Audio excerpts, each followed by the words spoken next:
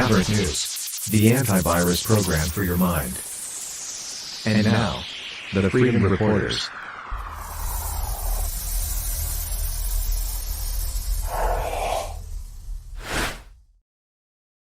Hello, Maverick family and new viewers from all over the world.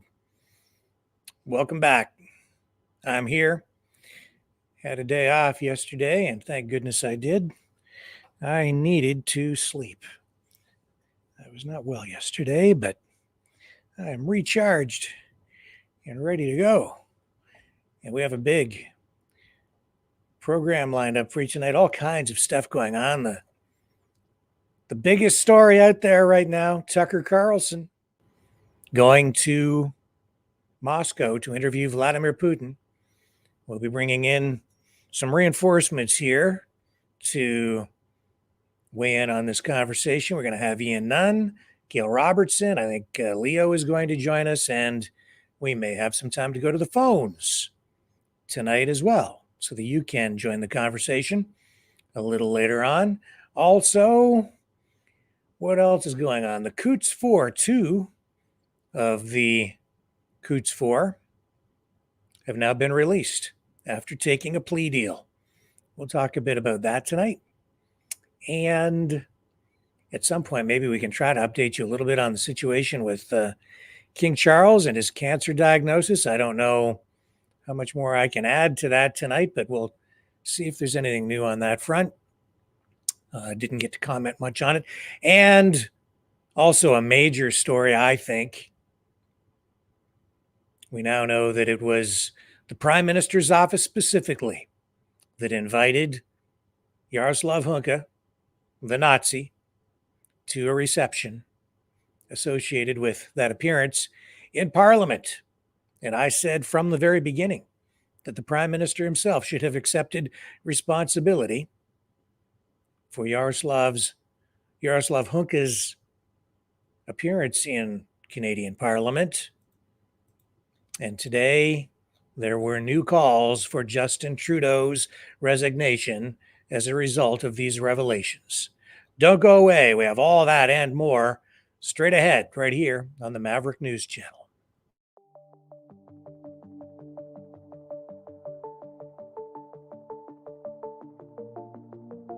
Greetings, brave Mavericks. Our quest for truth continues. We go beyond fake news. Together we expose propaganda. Together we pull others out of rabbit holes. We are maverick thinkers. We are all unique individuals, defenders of individual rights and freedoms, credible, trusted, grounded in reality. Maverick News, Maverick News. Defending free speech, free speech. Donate at freedomreporters.com. Do it now. Tomorrow may be too late.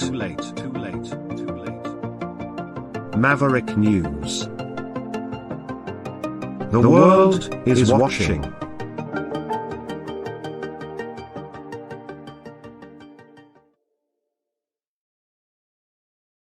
Okay, let's get right to it with the help of my good friend, Ian Nunn. Hello, Ian. How are you tonight? I'm fine, Rick. How are you? I'm fine. Thank you for coming on tonight and joining us. Oh, you're welcome. I really appreciate it. Yeah. We have a cleaning lady who came by, and as I was signing on, I looked up and my video camera was gone. And it's a little clip on top of the screen, and it's I got it back, and I think it's adjusted pretty well now. So okay. Yeah, you look beautiful. Oh, you must have your supermodel lens on. Well, we have a lot to talk about tonight. Before we get into the Tucker Carlson story, which I know everyone is very interested in, let me just start because that's going to take a while. So let me just tee up this story about the Coutts 4. 2 out of the 4 individuals charged in connection with the February 2022 Coutts border blockade have pleaded guilty now to lesser charges. according to their legal representatives and the Crown. Chris Lysak and Jerry Morin have entered guilty pleas in a Lethbridge court on firearms-related charges. In a statement provided to the media, the Alberta Crown Prosecution Service disclosed that Lysak and Morin, along with Chris Carbert and Anthony Olenek, were initially charged with conspiracy to commit murder, possession of a weapon for a dangerous purpose, and mischief in connection with the blockade near Coutts, Alberta, earlier that year. However, Lysak's counsel has clarified that Lysak continues to maintain his innocence regarding all charges. Song stated that Lysak pleaded guilty solely to possessing a licensed and registered handgun in an unauthorized location. The lawyer also emphasized that Lysak did not attend the protests with any intent to harm anyone. On the other hand, Jerry Morin's representative, Greg Dunn, has affirmed that Morin had consistently denied involvement in any conspiracy to murder RCMP officers. Dunn has expressed that Morin's relief and gratitude upon the withdrawal of the more serious charges. Morin pleaded guilty to conspiracy to traffic firearms, according to ACPS. Lysak and Morin both received sentences, with Lysak serving 3 years in prison and Morin three and a quarter years, both of which were satisfied by time already spent in custody. Additionally, they were both handed a 10-year weapons prohibition, mandated to provide DNA samples, and they've been instructed to transfer their firearms to valid license holders. So as of now, the cases against the remaining two accused, Chris Carbert and Anthony Olenek, continue in that Lethbridge court, with Justice Vaughn Hartigan presiding over a jury trial. And I'll get a reaction from you, Ian. Any thoughts on that? It's a case that I'm aware of, but I've never followed and I've never chosen never to go into the details in it. Yeah. It is for myself. I've got lots on my plate that yeah, I was facing, so I left that one. And particularly, it was a high profile, and the alternate media, like yourself and a lot of the print media. Well, I won't say print media. It's not. I guess I think in True North, Rebel, Clyde, Do Something. There's a whole raft of really good people out there spanning a range of coverage. And I trust them to cover just about everything Canadian now, and they do a good job of it. So I don't, as I said, have followed it. On the other hand, having heard what I heard, I do know from the past, when I took a handgun course, this is going back probably 25 years or more, that even at that time, if you wanted to transport a handgun out of your house, it had to be in a case and locked in your trunk. And you also had to inform the authorities that you were actually taking it out of your house. If you're going to arrange to practice shooting, you had to actually tell the authorities, I'm taking my handgun, it's locked up in a case in my trunk, and I'm going to go to this range to practice shooting it. And that was long ago. So I can imagine the restrictions now on well, I think you almost cannot own a handgun nowadays, I understand. So the fact that he was caught with a handgun, okay, yeah, that's a valid charge, and a guilty plea is a reasonable plea to it. Beyond all the stuff about threatening and stuff like that, to me, that's a very dubious charge, and I never believed that it had significant intent behind it. But again, that's speaking from just a flash opinion on my own, going right back to the time of Coutts, knowing what the police at that time were doing, such as vandalizing earth-moving equipment. And I don't know if that case is still before the courts or not. So yeah, the one of the big issues here was the amount of time they were in jail with no bail, very well, serious charges leveled against them, and this is a guilty plea. So essentially, yeah. they got time served, and now they're out. So, And normally, I thought there was a provision that if you were charged and held and you weren't heard within a reasonable length of time, charges were dropped or dismissed. So I've always viewed this as a case of Canada having political prisoners, along with Maverick and Coutts 4. I think they're all political prisoners. hello, Leo. Mouth of the South joins us. How are you, sir? I'm all right, Rick. How are you guys? Well, I'm okay. What's your reaction to the release of 2 of the Coutts 4?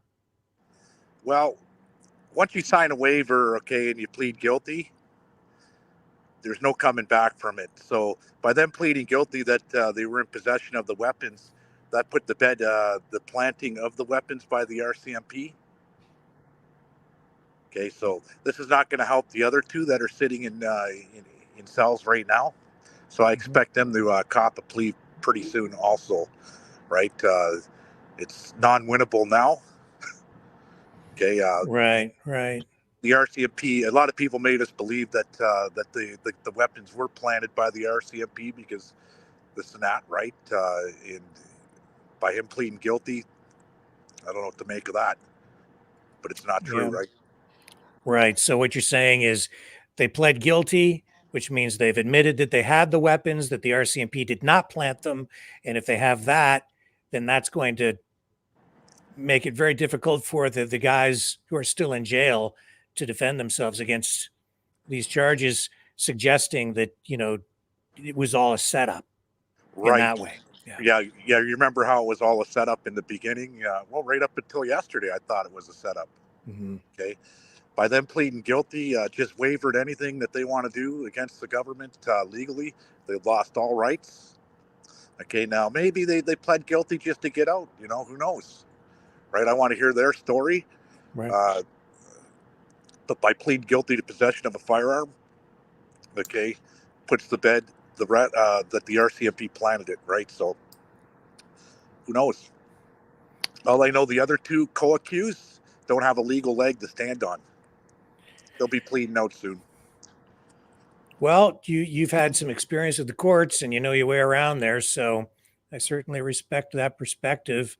I've been sitting back waiting to see what the actual evidence is, because with the publication bans and so on, I've not had enough access to information to form a real solid opinion. And even now, I'm kind of sitting back waiting to digest whatever comes out of this. And we still don't have here, anyway, I don't have all the information on the evidence, nor will we have it until the other 2 go through their trials or plead deals or whatever it is. So I'm trying to just be objective and take the information as it comes out, to be thorough, honest, and unbiased with this.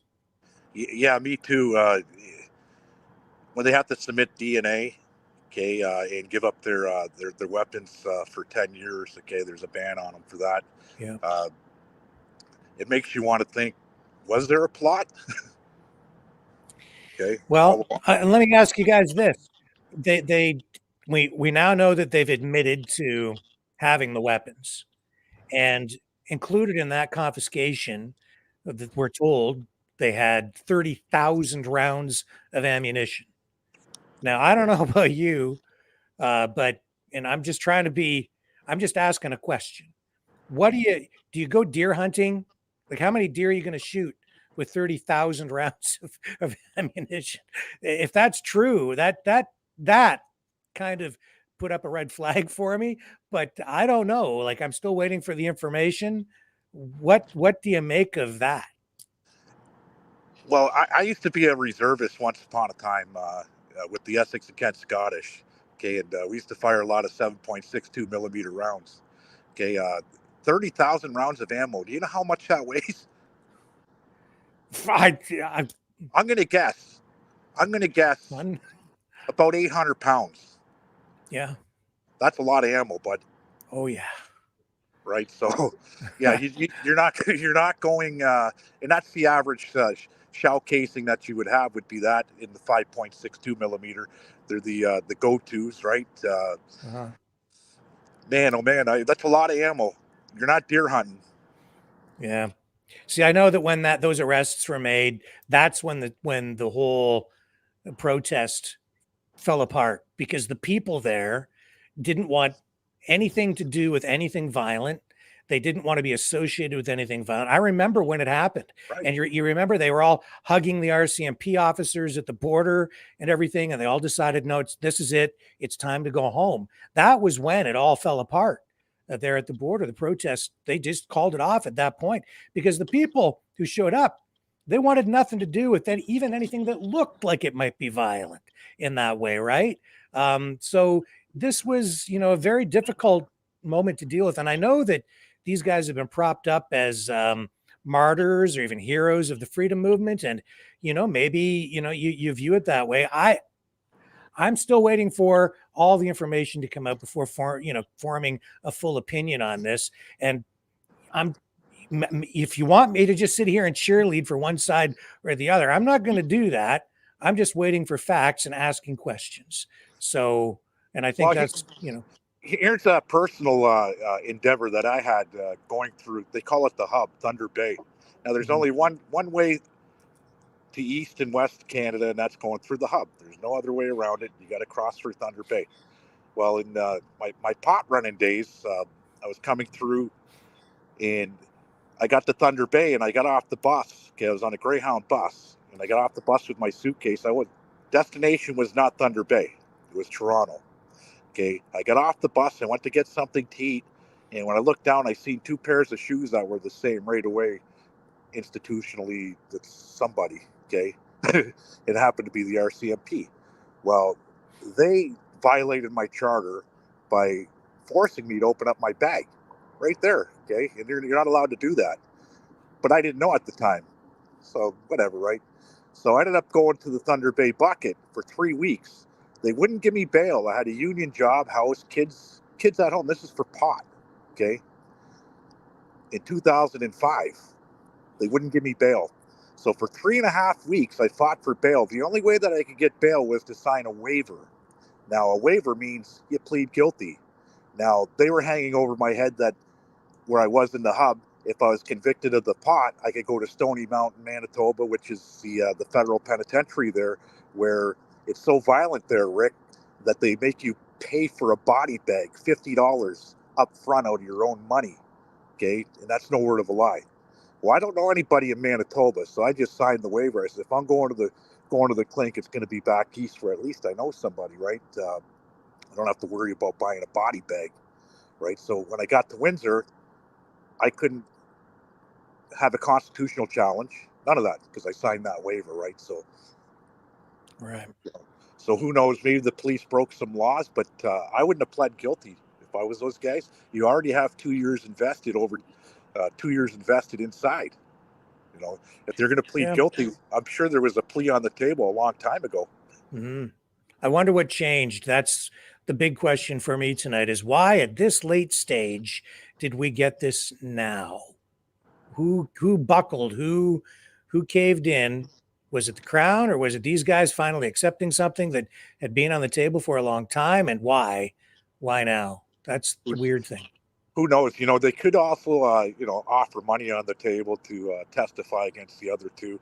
I've seen all kinds of slimy shit go on with the police where known gangsters, murdering gangsters, testify against other murdering gangsters, and they pay out millions of dollars of taxpayers' money to get the testimony.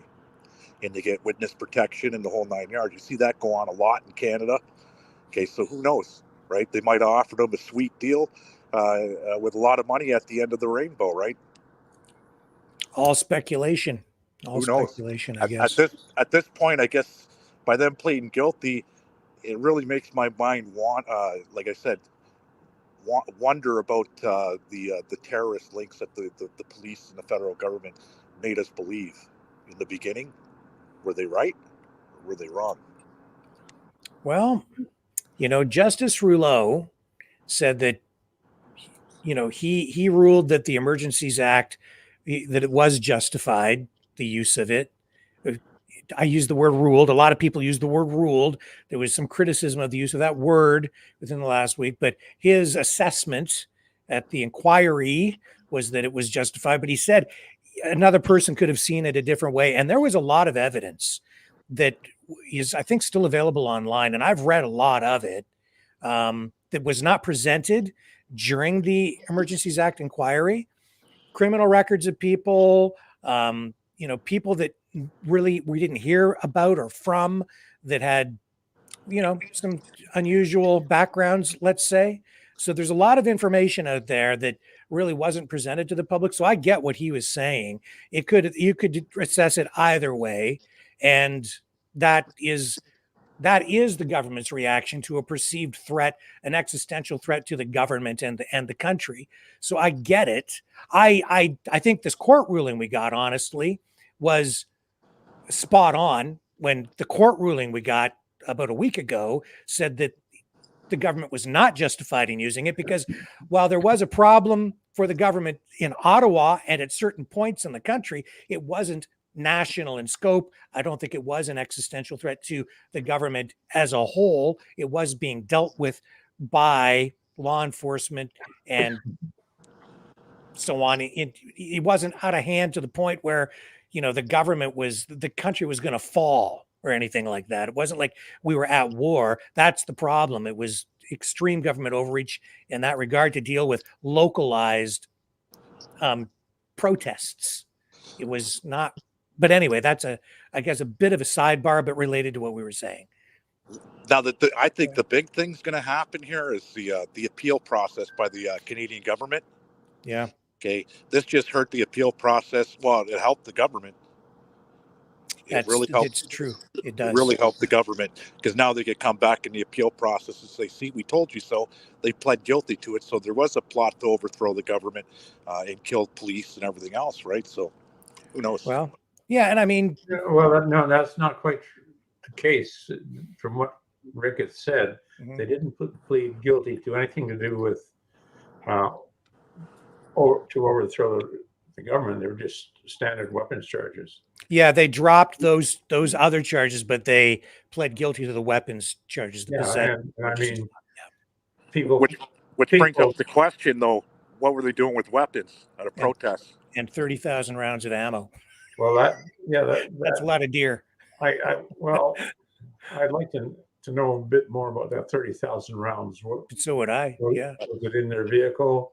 Did they go to their houses? I mean, what's the source of it? Because it's kind of like Leo said, if you start to think about 30,000 rounds. So here's a question for you, Leo. If I gave you 30,000 rounds in a handgun, how long would it take you to shoot them all off? Depends what you're using. If you're using you say a handgun? Handgun, yeah. A very long time. If you're using a 50 caliber machine gun, anti-aircraft gun, not long. Well, okay, but a handgun, you'd have to reload. If it's a 9-shooter, you'd have to reload a lot. Yeah, I mean, so 30,000 rounds to me is stupid. It's kind of stupid. Rick would have to put up the picture, and you'd find it on Google right now or whatever, the picture of the arsenal that the police seized, and it'll show you the type of weapons they were using. Because if you got into, I haven't seen it, but if the 30,000, I still have it on file right here. Oh wow, that's all their stuff. Well, that's what they showed at the news conference after the arrests. Okay. Yeah, that's kind of a little overboard, isn't it? It is. Well, I don't think that's for hunting deer. No, I don't see any 303s or anything like that. Winchesters, shotguns, none of that for hunting, right? But if you're traveling with that kind of armament, you know, it looks like you're going to war, and then 30,000 rounds makes sense. But other than that, The I bulletproof haven't seen that vest, before. the bulletproof vest, the Yeah. Kevlar. Okay. And then, Yeah. you know, like I at the time, I have to admit that the emotion of the lockdowns and everything going on at the time, I think that that absolutely affected my objectivity.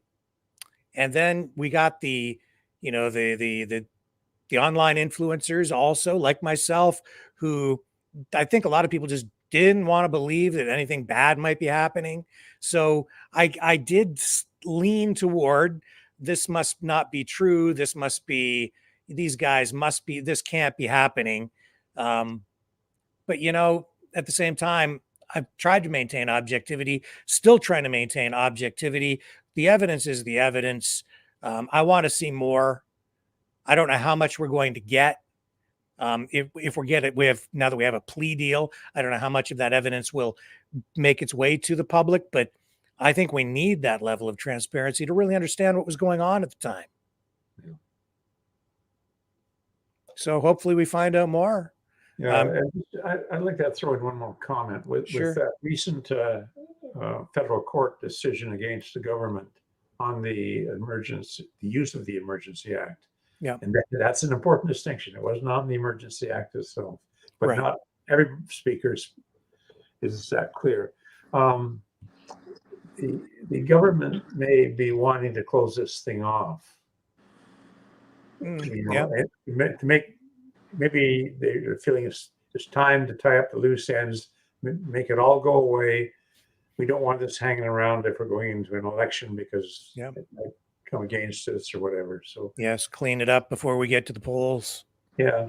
Hope that the public's memory kind of fades away. But this is, any way you slice it, this is a guilty plea. Yeah, it's they got a prosecution. Yep. A successful prosecution. It could have been for having toenails that are too long, but still, you know, you've got a successful prosecution, and nobody ever inquires, well, what was it for, and how significant is that? It's like, oh, the guys were guilty.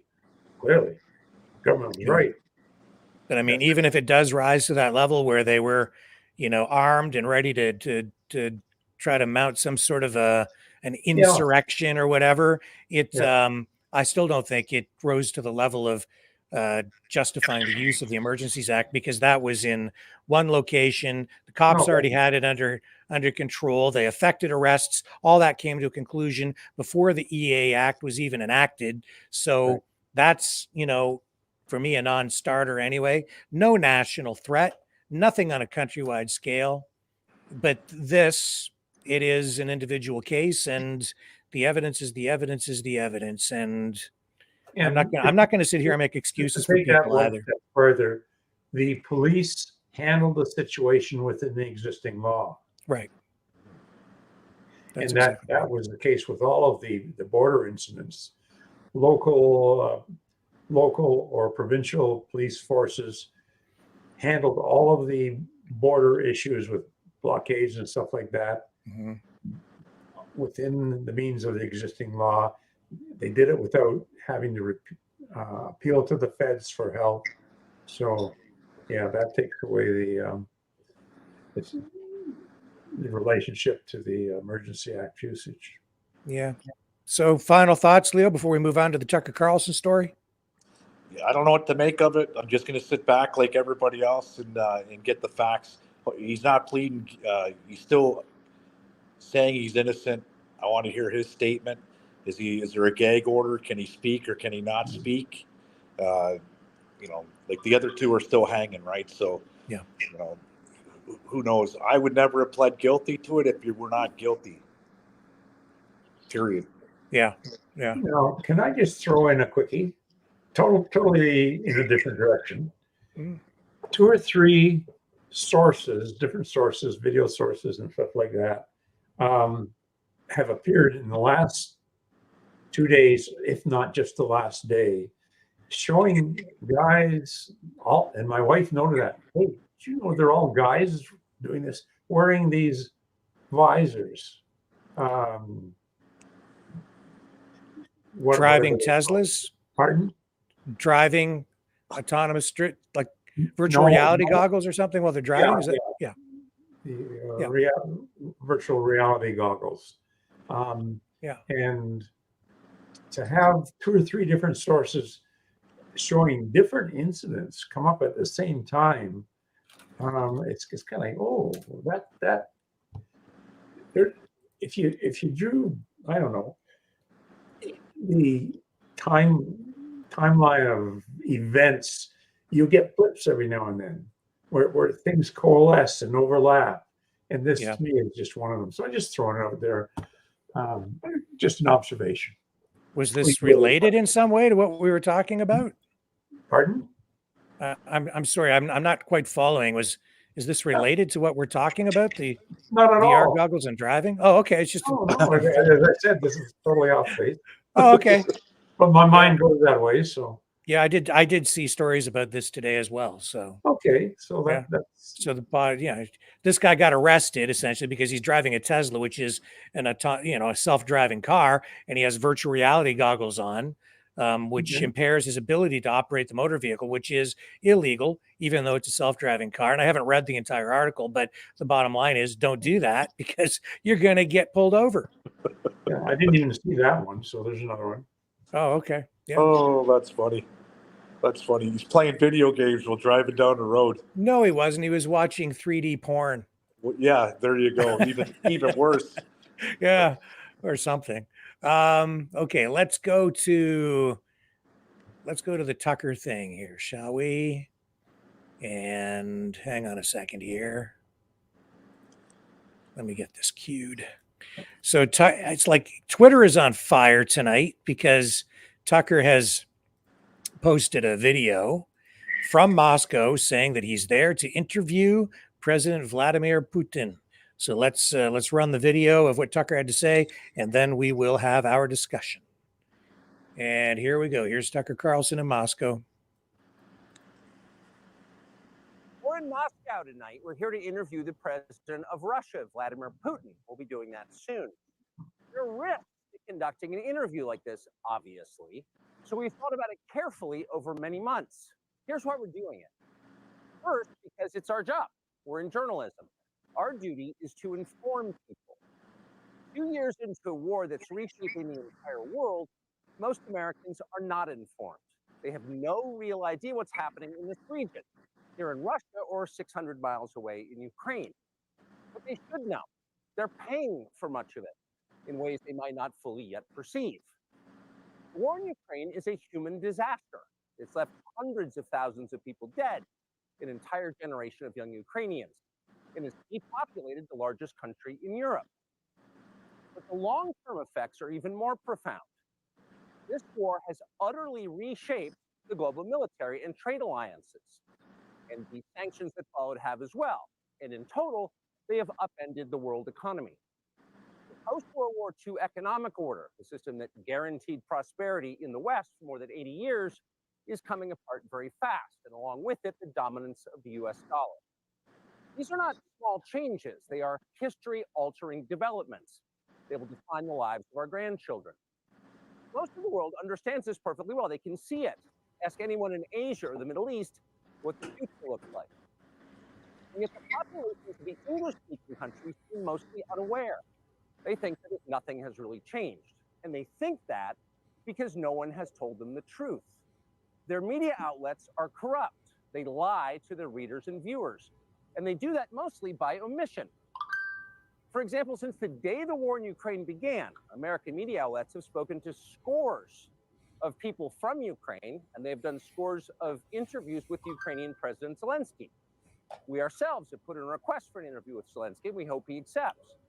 But the interviews he's already done in the United States are not traditional interviews. They are fawning pep sessions specifically designed to amplify Zelensky's demand that the U.S. enter more deeply into a war in Eastern Europe and pay for it. That is not journalism. It is government propaganda. Propaganda of the ugliest kind, the kind that kills people. At the same time, our politicians and media outlets have been doing this, promoting a foreign leader like he's a new consumer brand.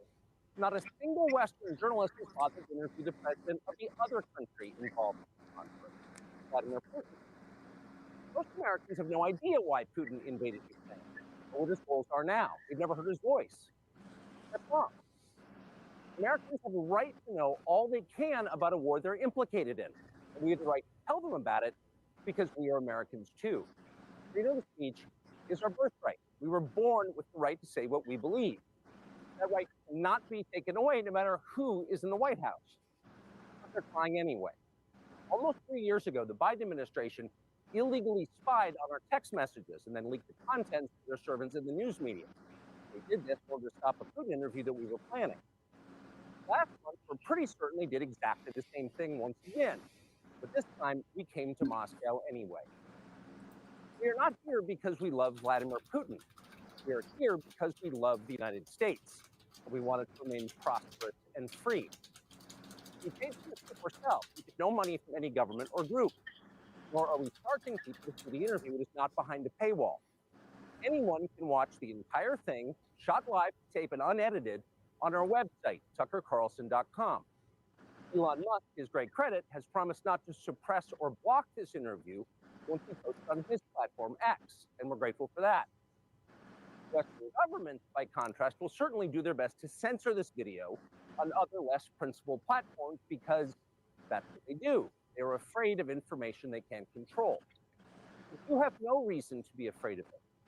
We are not encouraging you to agree with what Putin may say in this interview, but we are urging you to watch it. You should know as much as you can. And then, like a free citizen and not a slave, you can decide for yourself. Thanks. Wow.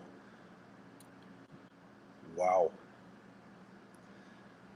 Everybody remembers a guy named Gary Webb who used to work for the LA Times, who exposed the CIA running cocaine. Okay, Blondon and Colonel Oliver North and all that crap. Okay, they found him he committed suicide by shooting himself 2 or 3 times in the back of the head. Yeah. It's a nifty trick. Arkansas. What do you think, Ian? Well, I mean, it's straightforward. Everything he said, from my perspective, is true. Just backed up by all my research for the last 2-3 years. So here's my question. How did the United States try to stop him from interviewing Putin? There was something I saw today. After you asked me to come on and I hadn't seen it, I found his website and went to it. Yeah. And it might have been something I read there that he I know that he's saying that there was an interview about a year ago, and he said that Tucker Carlson said that he believes his cell phone, his internet had been hacked. So they were looking at his messages, and that's how they knew apparently that he was going.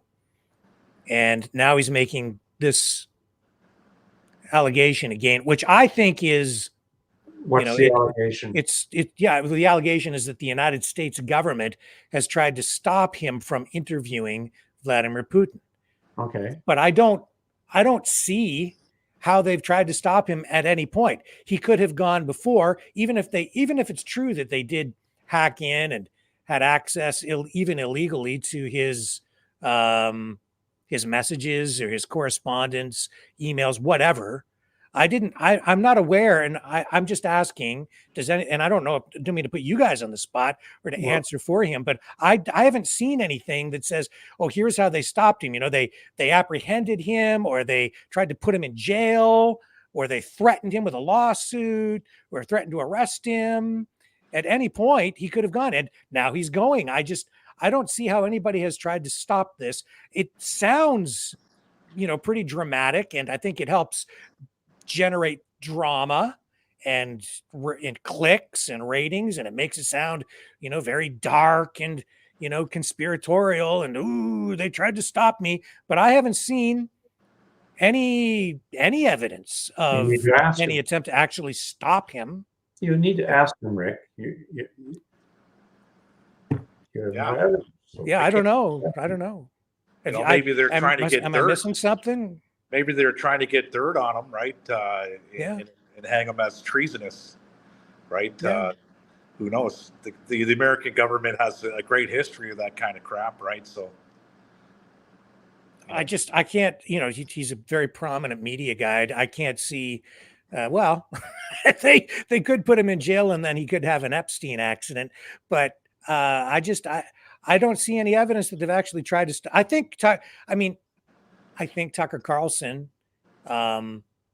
is, I see a lot of evidence that Tucker Carlson likes to build things up, and he throws his, especially since leaving Fox, he's been engaging in, I think, more clickbait. I can't really blame him for trying to generate interest, or, did you hear what I'm saying? It's just, that's just one statement of what he said there that was like, wait a minute, did they really try to stop you? Because you're over there doing it right now, and I didn't see anybody arrest you. So go ahead and do it. You look at the timing that he's going to drop out this video, okay, this interview. Yeah. The time of when? The Super Bowl. Mm. And he's going to get millions and millions and millions of views, Rick. Yeah. Yeah. And if he becomes the vice president, which I think could which could happen very, very easily for him in the United States. Okay. You think Trudeau better run? You think Carlson might be the Trump's running mate, is what you're saying?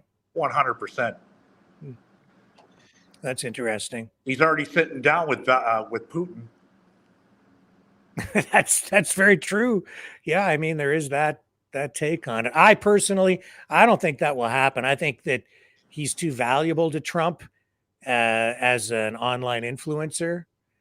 So Trump's probably further ahead of leaving him where he is, but a lot of people agree with you and think that he might. It don't matter. Trump only has 4 more years, right? He's already played out 4. So, well, no, I think actually, and you can check with Lori on this, but she corrected me because of the way the Constitution is written. He could actually have 2 more terms. So he could be president for 8 more years because they have to be consecutive. Well, that would make America great again. I would have to check that one out. Yeah, I'm just a stupid Canadian, so what do I know? But that's how it was explained to me. I think she's correct, actually, because I was of the same view as you, but I think I was mistaken. I've never heard that proposed before, so yeah. As I said, I would have to check it out. Now, if on the other hand, pretty fishy though that Tucker Carlson's sitting down with Vladimir Putin, okay, and there's a chance of him being the vice president of the United States.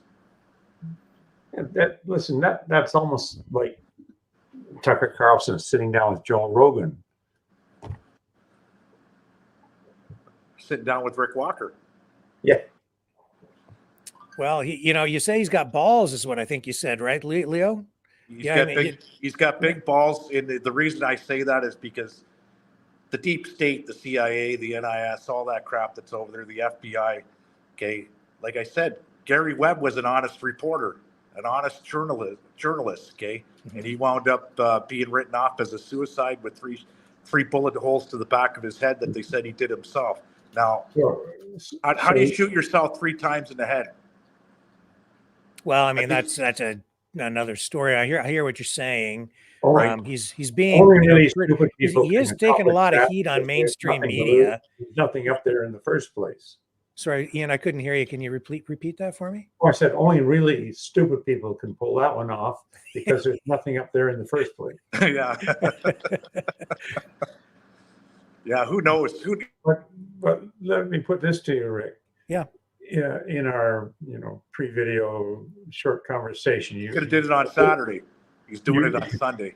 Yeah, you alluded to measures that you have to take, and some I don't know if there have been threats or anything that you may have received or inferred or whatever, and you look at your readership. And you're having to do this. Imagine what he has It's not that he has to do it. He has done. He's got it in place. He must have incredible security in place to deal with this kind of issue. Well, yeah, I mean, I have to be careful about what I say, Yeah. how I conduct myself, and I have to, these days in particular, I've received lots of threats, and he does too, and even here on this channel, we our circles of contacts touch. Yeah. Okay.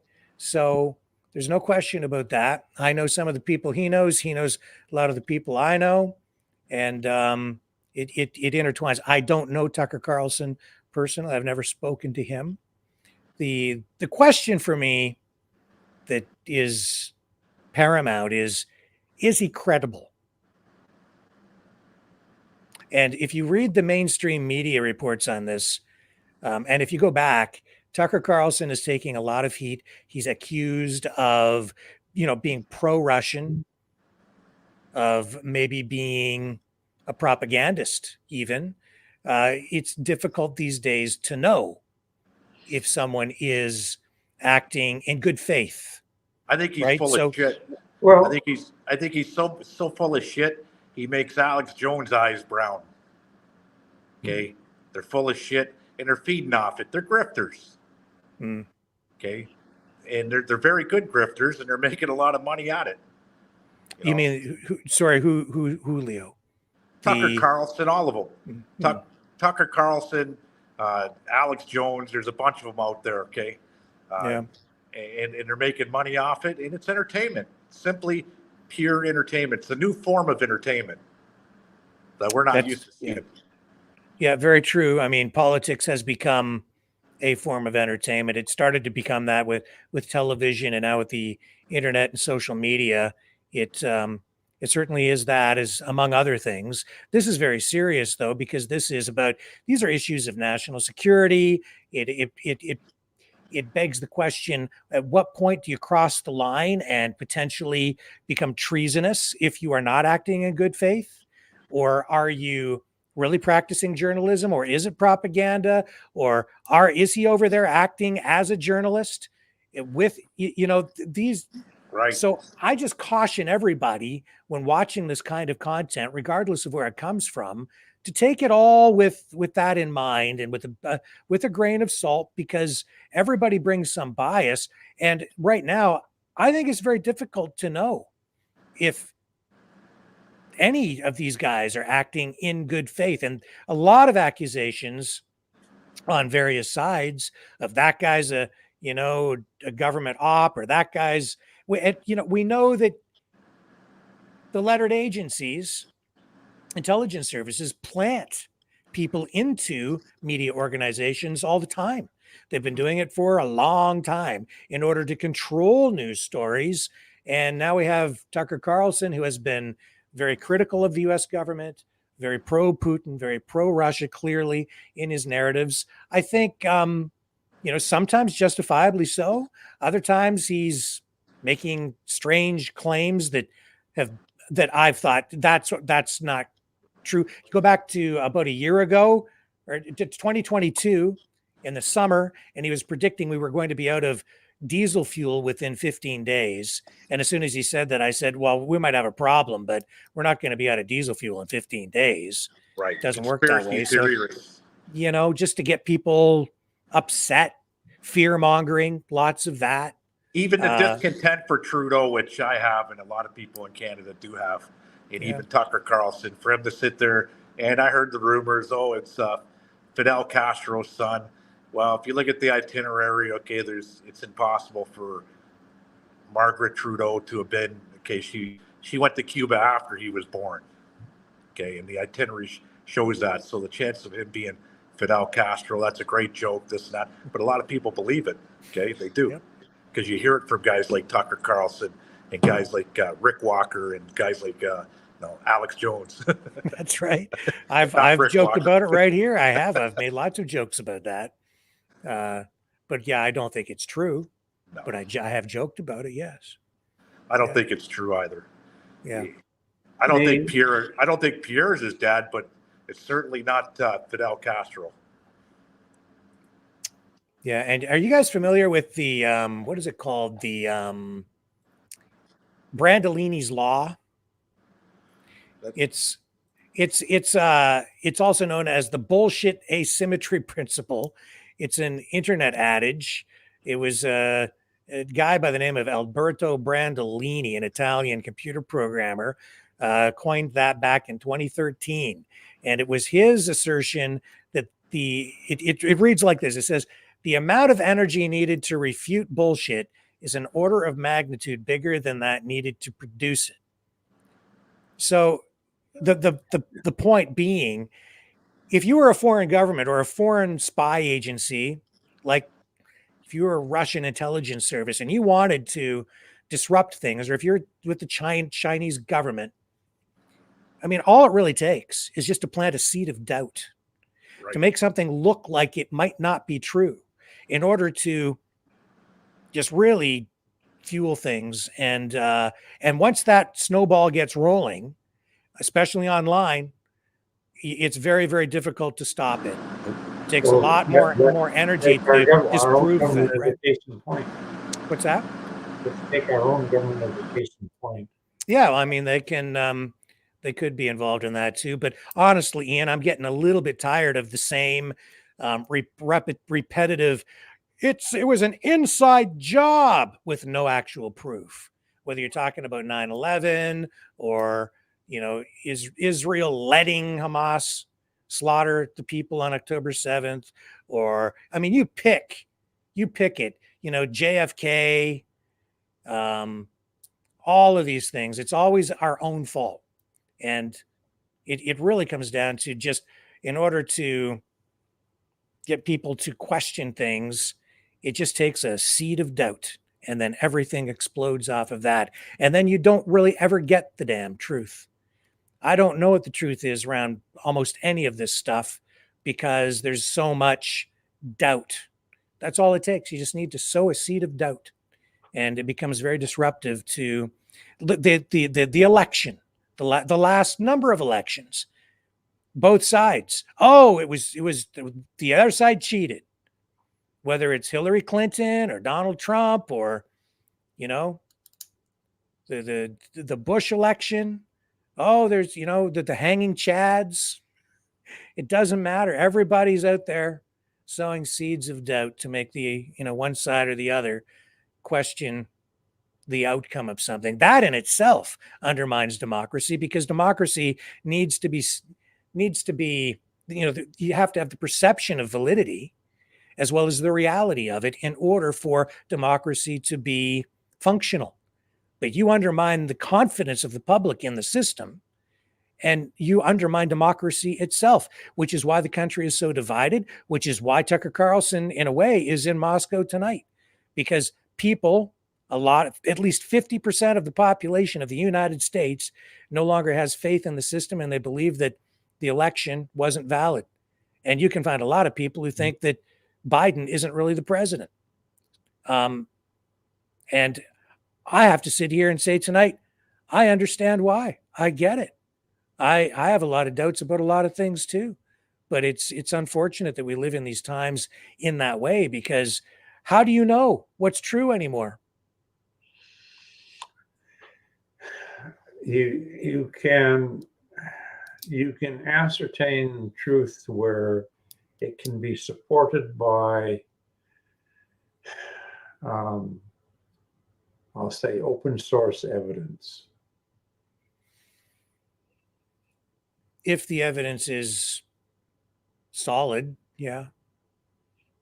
So I did a lot of research early on in the Ukraine conflict, and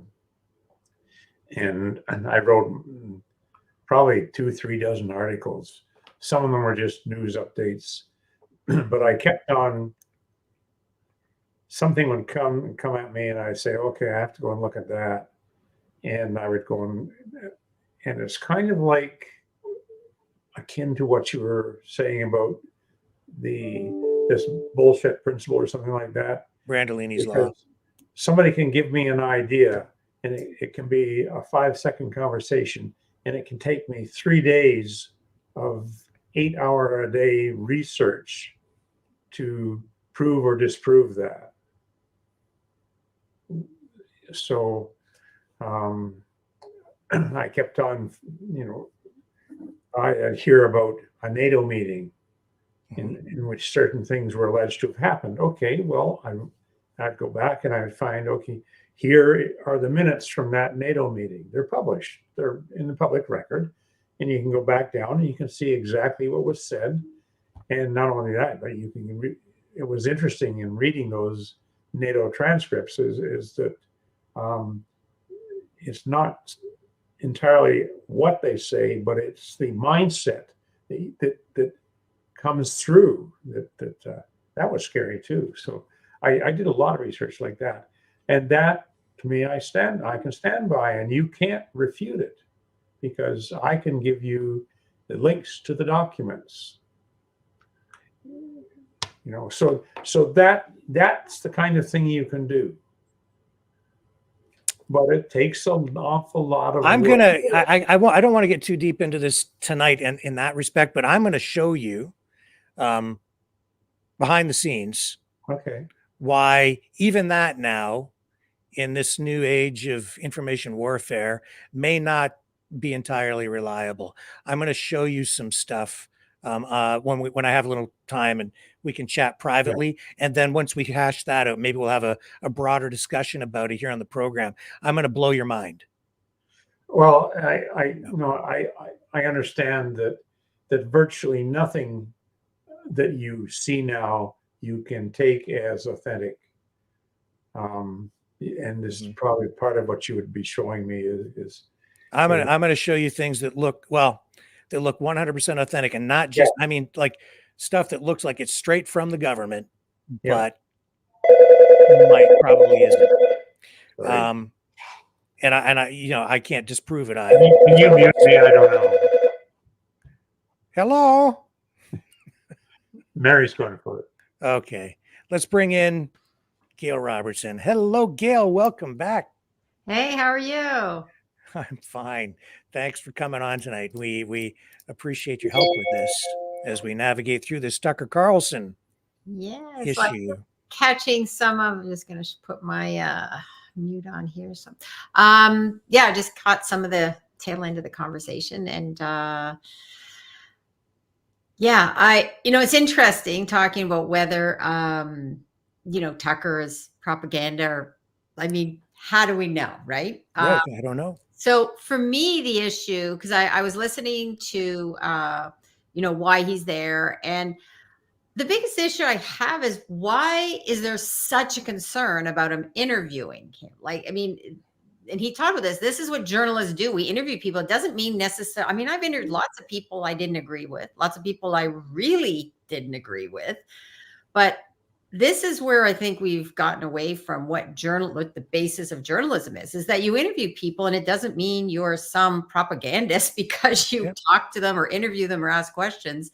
Right. And what I see happening now, like a lot of the questions coming from the media now towards, well, it seems more towards one person leader, is it almost becomes like they're trying to go for that gotcha moment, as opposed to asking a question and not coming at it with some sort of a agenda.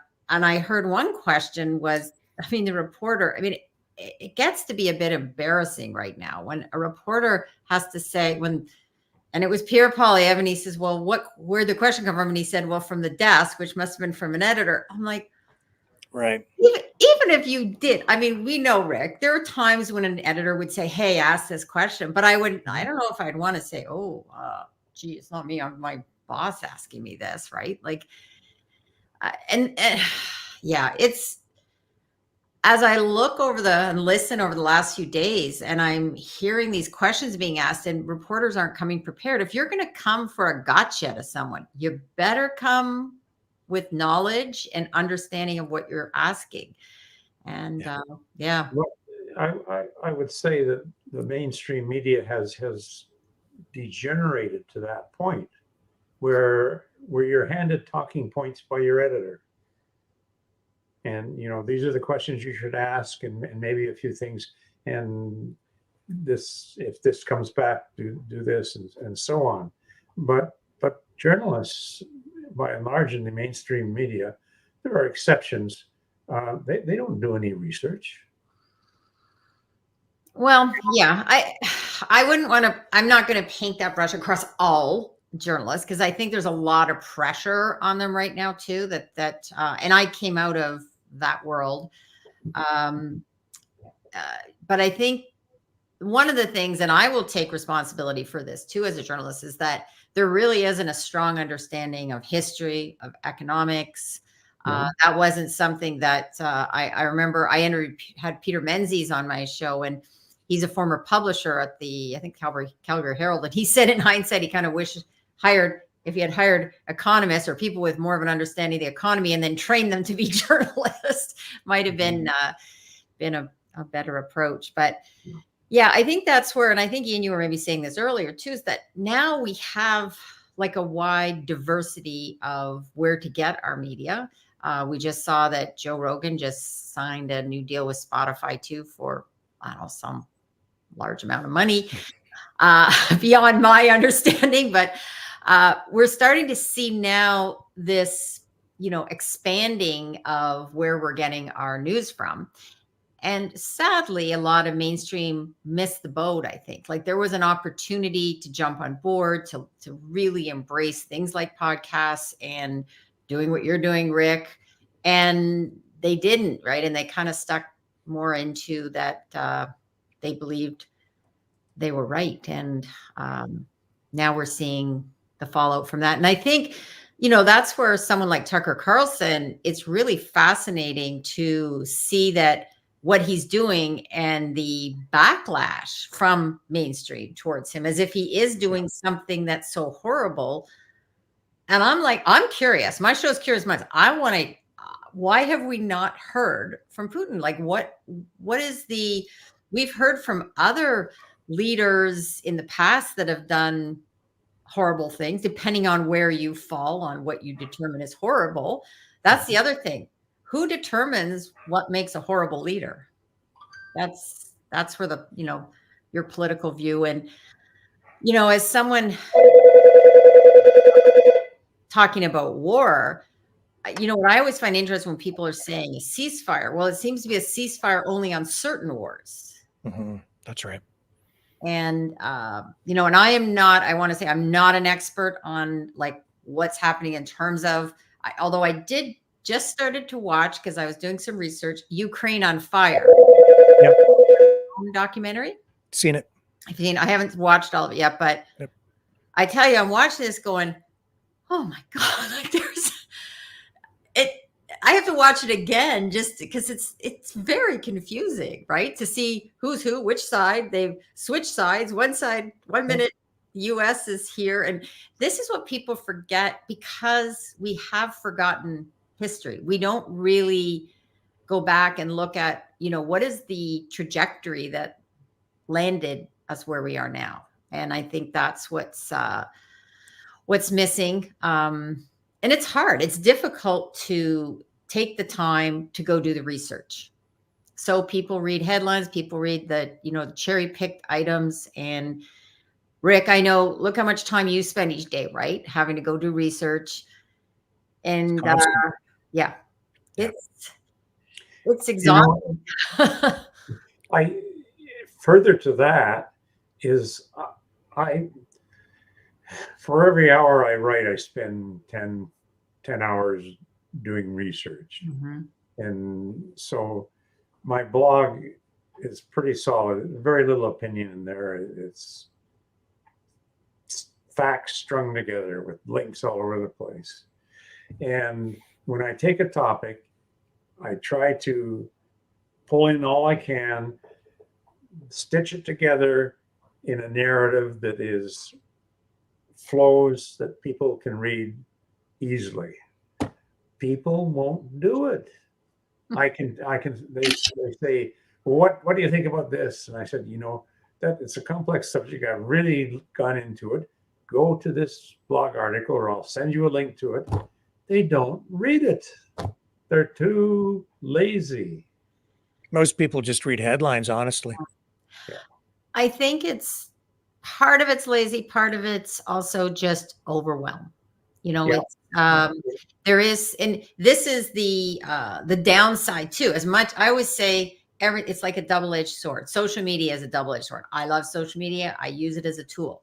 It also is a terrible thing. It can wreak havoc in people's lives, right? So, and I always say, a knife is good. You can cut things. A knife can kill someone. You know, it's like there's these, you know, everything has two sides to it. And I think right now people are so busy.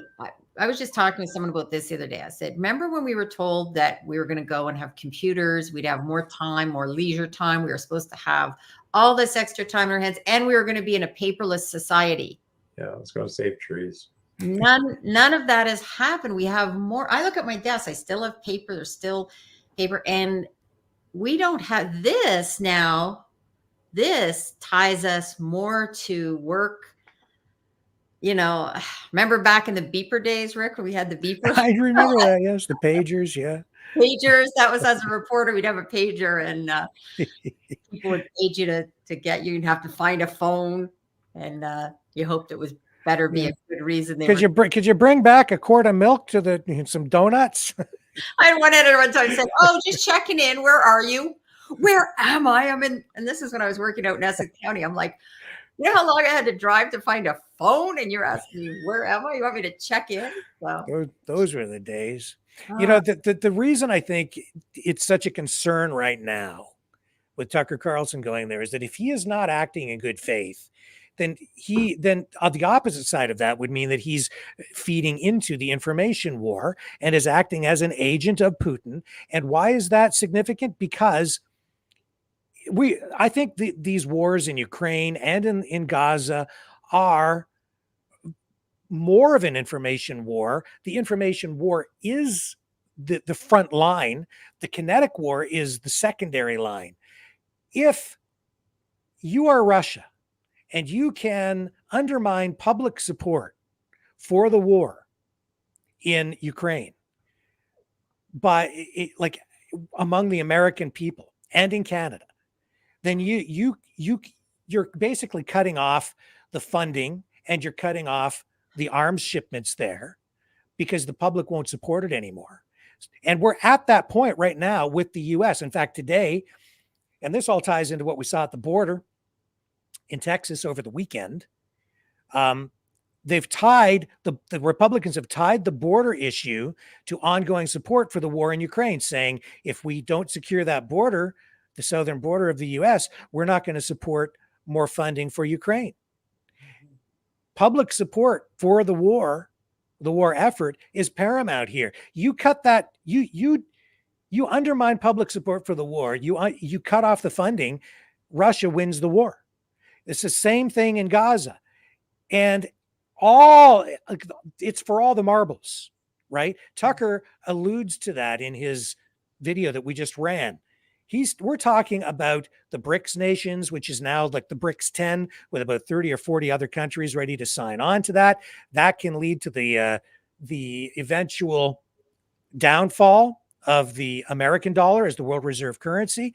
I'll tell you right now, I see a lot of cheerleading going on here at home for Vladimir Putin. He's very popular. The anti-war effort is gaining momentum.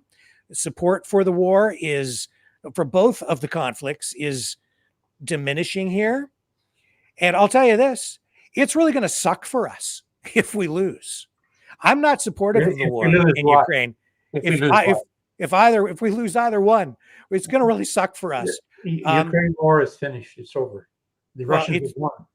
Well, we haven't seen the ramifications of that. And Ian, I don't think we're quite there yet because people are still dying.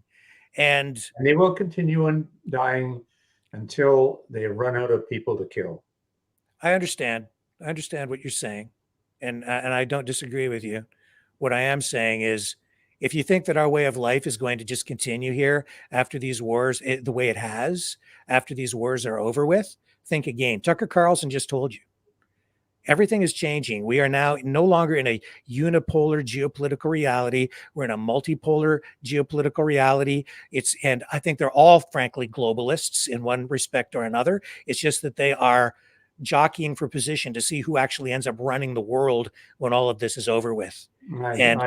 I see no evidence for that. Well, somebody's going to be running things, and it sure doesn't look like it's us anymore. The definition of a multipolar world is that you don't have a single hegemon. No, you don't. But you have a multipolar geopolitical reality, and we ain't in the club. Is the point? And so you're going to have these other countries. We're going to be there. What's We're that? not going to disappear. The American dollar is not going to disappear. It's not going to be the world reserve currency at some point, but that's a fair distance in the future. Maybe months. No. Years. Maybe years, but not very far off. No. It's going to be around. Listen to what he just said. It's a matter of convenience. The whole dollar is propped up by Saudi Arabia, requiring other countries to purchase oil with U.S. dollars to prop up demand for the dollar, which is backed up by the U.S. Yeah, that's right. It's finished. And the dollar we're on the dollar is on the way out. No, it's not. And it's backed up, and it's been backed up by U.S. military, which really means that the U.S. dollar has been propped up by U.S. military spending and U.S. military might to exert its force around the world to maintain this neoliberal global expansion of that ideology and U.S. influence around the world as the dominant political and economic force. And because of the U.S. policy whereby they had determined after the end of the Cold War that the United States could not be challenged. They would not allow any other country to challenge the United States for dominance geopolitically, economically. We're now into a new reality where these other countries, the BRICS nations, Brazil, Russia, India, China, South Africa, the other nations joining in, these Arab nations in particular that are strongly aligned with Russia and China, they're all lined up against the West. And Tucker Carlson is quite right. People here in these Western countries, in Canada, the United States, and Europe, we are oblivious. Pretty much. The public is oblivious to this even happening.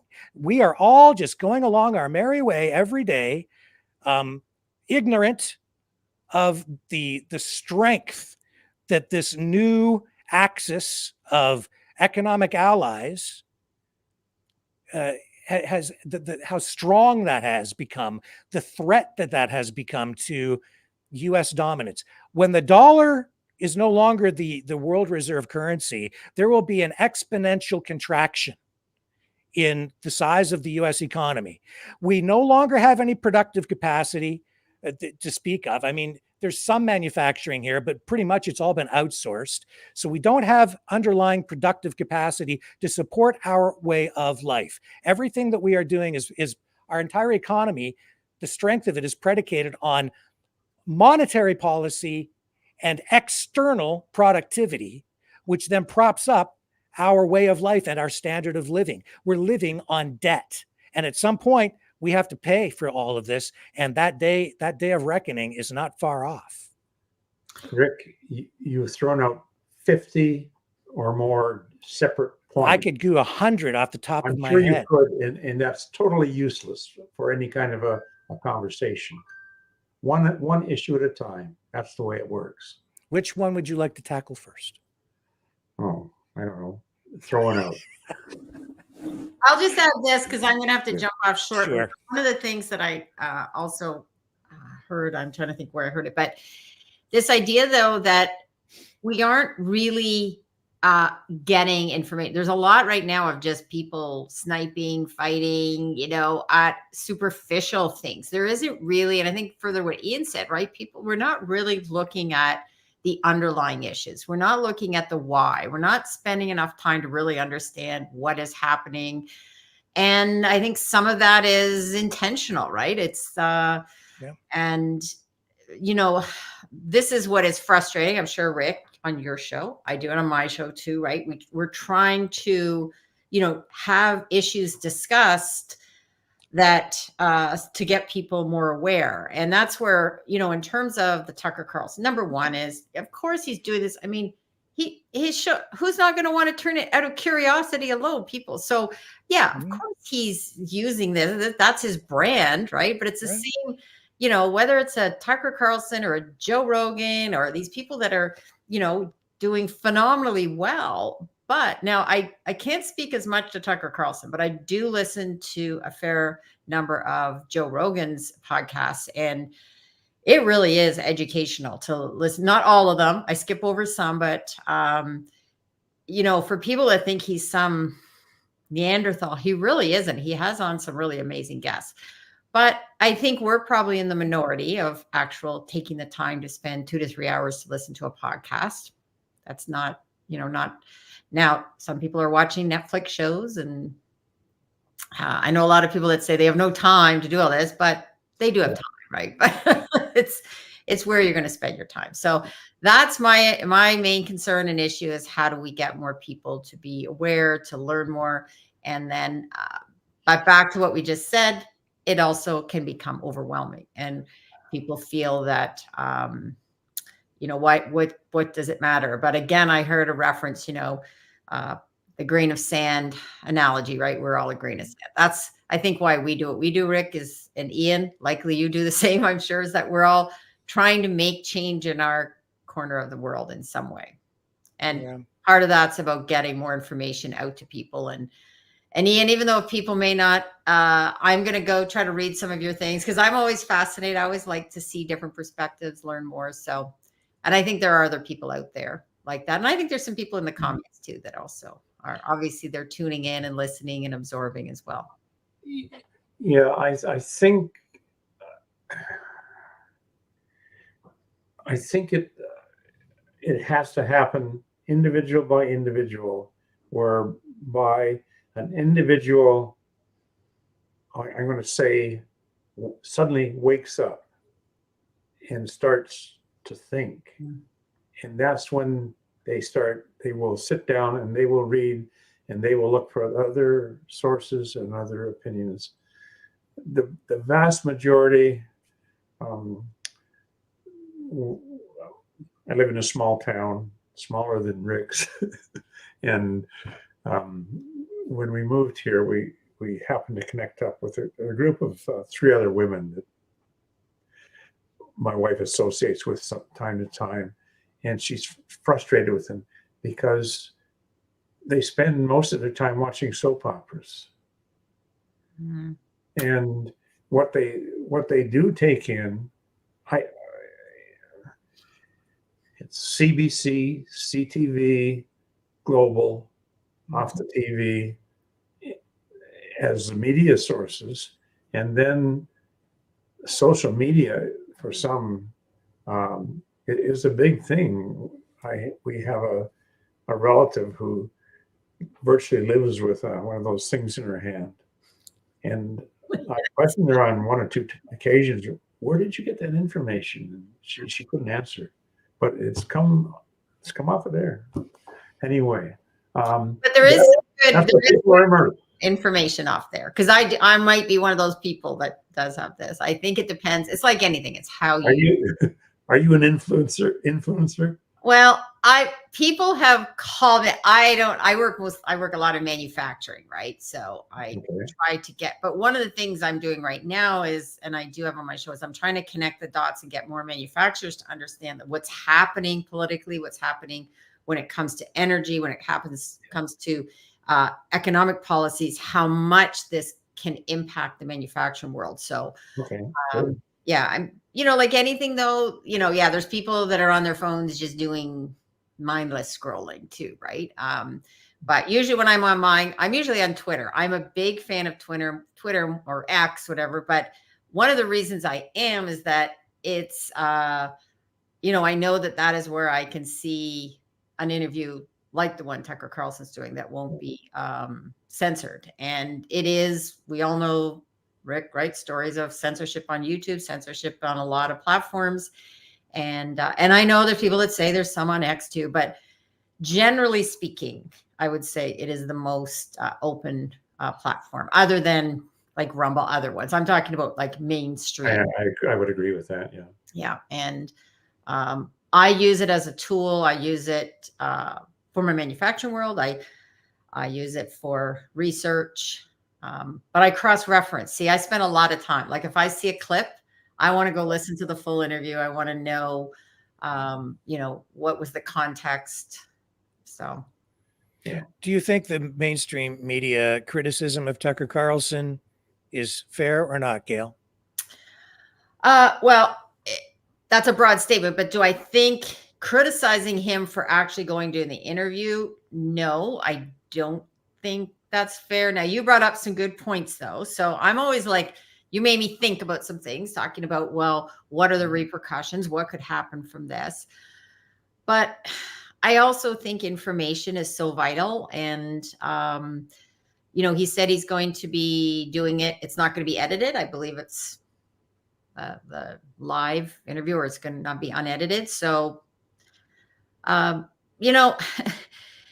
me, Tucker Carlson, all these people, Tucker Carlson and Joe Rogan, all these names that the media, a lot of mainstream want to go out against. Again, it's cherry picking. I mean, Tucker Carlson has said some woo-hoo things too, like that I don't agree. But I've also heard him say, and he's interviewed and done an amazing job. And I'm someone who, and anybody that watches my show, and this is a bit of, I always say my Pollyanna side is that, Ted Lasso says, be curious, not judgmental. So I always want to just be curious, understand, not judge someone only by what someone else has said about them. And, so I'm probably going to tune in and listen to some of this because I'm curious about this interview. It's someone who, I think we do need to hear from people, even if we think they're not good people. Yeah. Well, just as an observation, we've spent roughly an hour talking about Tucker Carlson's going and should he go and what's involved and what's the implication. There has been not a single word about what might come out of it. I mean, you're going to actually have an interview with Putin. I read his speeches. They're very informative. You get to know what's going on. Yeah, we've run his speeches right here many times. I usually, have to tip off YouTube and run them on Rumble, but they're there. We've got them posted. Yeah, so I'm anxious to see what the conversation is going to be about. Yeah, what they cover, and I'm hoping that Tucker will also talk about life in Moscow, because I've watched videos from other people who in the last, say, 6 months or maybe a year have gone over to Russia, and they talk about what a transformed society it is. Mm-hmm. And the problem in the West here, we are stuck with the 1991 Cold War notion of Russia. Mm-hmm. Yeah. And that's what drives our Western thinking. And Russia today is nothing like that, according to the people who have been there. So I'm looking forward to, I'm hoping a bit of that will come in too. Yeah, I agree with that. And I also spoke to someone who had gone back to Russia. Like, I was like, you can go back there? Like, I mean, that was my naivete. I was like, how did you go there? Right. And it was really interesting hearing, perspective of someone who went there, who's from there. And it is true. But we get in these places, we've already made our mind up. And this is the problem across the board right now. People get very set in their way. This is right, this is wrong. So they're going to say, and whether they're saying, like in Canada, Justin Trudeau's bad, Pierre Poilievre is good, or about Pierre Poilievre is bad, Justin Trudeau's good. Like, it's this hard and fast, and they never can, question and say, well, is there good and bad to each? And, I have a whole different view when it comes to politics. I said, this is the hand we're dealt. We have to try to work within how we're going to manage the current system. And, someone also said too, sometimes we need to look beyond just the person. And instead of attacking the person, let's look at the policies. What are the policies? What's happening, rather than making it just about personalities, right? We need to really, like, to me right now, I think we need to look at the policies federally and look at, it's not just about one person right now. I mean, we want to paint this as just a Trudeau issue, but it's actually, he has a whole cabinet that's supporting him. He has the NDP supporting him. So that's the bigger issue that I think we need to have more stories on. We need to understand that, instead of this being, you know, like, yeah, I think it's terrible that he went off Jamaica and spent that time at Christmas. But of all the stories they could really be going after, there's other ones I think that really need to be tackled that have really, really serious implications for us. Yeah, I like that thinking. Yeah, it's like we get in that mode. Well, Trudeau did this, Putin did this, Biden did this. Yep. The thing is that other than knowing how to eat his chocolate ice cream and sniff little girls, Biden isn't capable of doing much more than that. Yeah. So, but there's people propping him up right now, right? Well, So that's the point. Yeah. So people focus on it's Biden. Yeah. Biden. No. It's not. It's who's behind Biden. And I've always been interested. I'd like to know who these people are. I'd like to put names on them, please. I want to know. I'm with you, Ian. I wish Trudeau. Who Right. pulls his strings? Yeah. Who sets his agenda? Yeah. I would like to see much more in-depth coverage. That's why I like on Twitter, I see what's her name, Andy Lee. I see there's other people doing deep investigative stuff on what's happening, like even things like the money that this whole Arrive Can app, and money went into this, and there's no trace of like offices. It's, to me, these are the important things. Where's money going? Where's funding that's going into some of these things? You know, and we seem to be, you know, it's easier to go with the stories though about, you know, the vacations and things like that. And I think people get caught up in talking about that because the other issues are so much deeper and frankly more frightening. When I look at like the issues of, you know, interference in our elections, like those are things I want addressed and I want media tackling. You know, there was the big story that's now blown over about Buffy St. Marie. Do you remember that story? It was like, he spent all this money tracking down, and I kind of went, for what? For what to go? Okay, so say she lied about her birthright. Like, to be honest, who cares? Like, I don't really think it's that big of an issue that affects all of Canadians. And instead, like, there was a year investigation on that. To me, that seemed really out of line when there's other really big topics that we need to know about. And that's an interesting point because it's a matter of perspective. But I think a lot of these issues are used as distraction to distract people.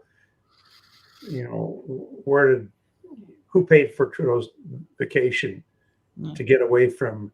Okay, where did the money go in the Arrive Can affair? Where did all that money go to? So the big issues they kind of keep down and they throw out these little fluff pieces that easy gossip kind of thing, easy. Yeah, and it's those other big issues are tougher to tackle, tougher to make understandable for people as well. A lot of the other things people just, it does get overwhelming. As someone who spends a lot of time researching, I find it some days like it's just, like I said, watching, you know, that Ukraine on Fire, even that documentary was like, that was a lot. It was confusing, you know, and you know, it's right now I find there's so much that's required of us to really understand history on so many levels at, you know, the different wars and understanding history and why is this happening and propaganda, because you really have to look at everything. It was something you said earlier, Rick, that you do have to look at things and understand who's saying them, where's it coming from, and not just accepting it. And we've become very accustomed just accepting. We heard something on the news, it must be true, right? And we should maybe go, well, wait a minute, that's one perspective. So Tucker interviewing, that's one perspective. Is there a belief that everybody's going to go listen to that and, oh my God, all of a sudden we're going to like believe everything Putin says, right? Like, and I think it's important to remember that we are at war.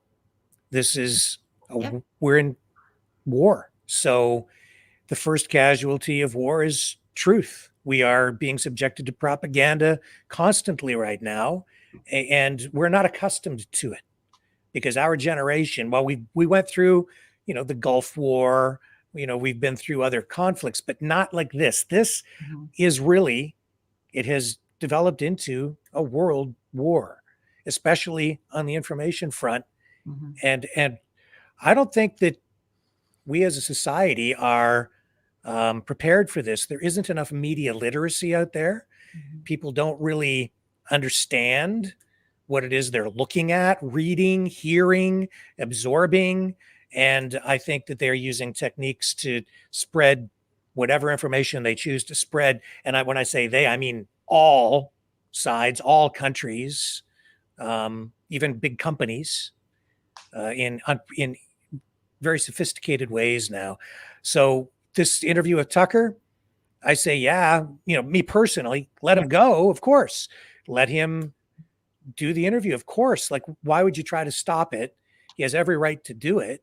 I welcome the information, but I just think the most important thing is we need to, and I'll get you to comment on this, Gail, because I just think people need to remember that he's coming at it from a particular place, and we don't even really know for sure what that place is in his case, or maybe in anybody's case, because even here I've been accused of being on this side or that side, because I've run speeches with Vladimir Putin, therefore I must be on Russia's side. But over here I'm critical of the war, or people say I'm pro-American. I'm just trying to be a journalist. Guilt by association. I'll get you to weigh in on that. Well, I think it's, what does it mean to be a journalist in 2024, right? That's another big question right now. And it's something which is something I've been working on really since the start of the whole, COVID situation. I started really looking at media very differently. I've been out of the media now for a long time, but it's still in me in terms of how I see media and what I see journalism. And, I transitioned from being in, I got to be careful of that word. I moved from being in mainstream print journalism through to now being in using social media, using as a tool, having a show on YouTube, but I also, I post things, I come on shows like this. I've been on other shows and commented. So, that's why we're doing what we're doing, Rick, right? Because it has changed. So, I think the idea of interviewing, whether it's interviewing Zelensky, interviewing Putin, these are two key figures. And I think it's important that people be given all information and not assume that people are that dumb that they just can't figure some things out. I think that's the other thing that I find really offensive at times is this idea that, well, people are too stupid to make up their own minds. So we have to rely only on certain people to, spoon feed us news. And, I'd say a lot of people that are the most curious too. And I've noticed this a lot of times, they aren't the ones that have the most letters after their names either. So a lot of people that I've spoke to, I used to, at one point in my life, I even ran a bed and breakfast and lived on a smaller island. And a lot of the people, I've lived on a farm, a friend of mine had a farm. And I tell you, the smartest people I've known, I've got to say, people that are farmers, they know a lot of stuff. They know about weather. They know how to fix things. They know how to problem solve.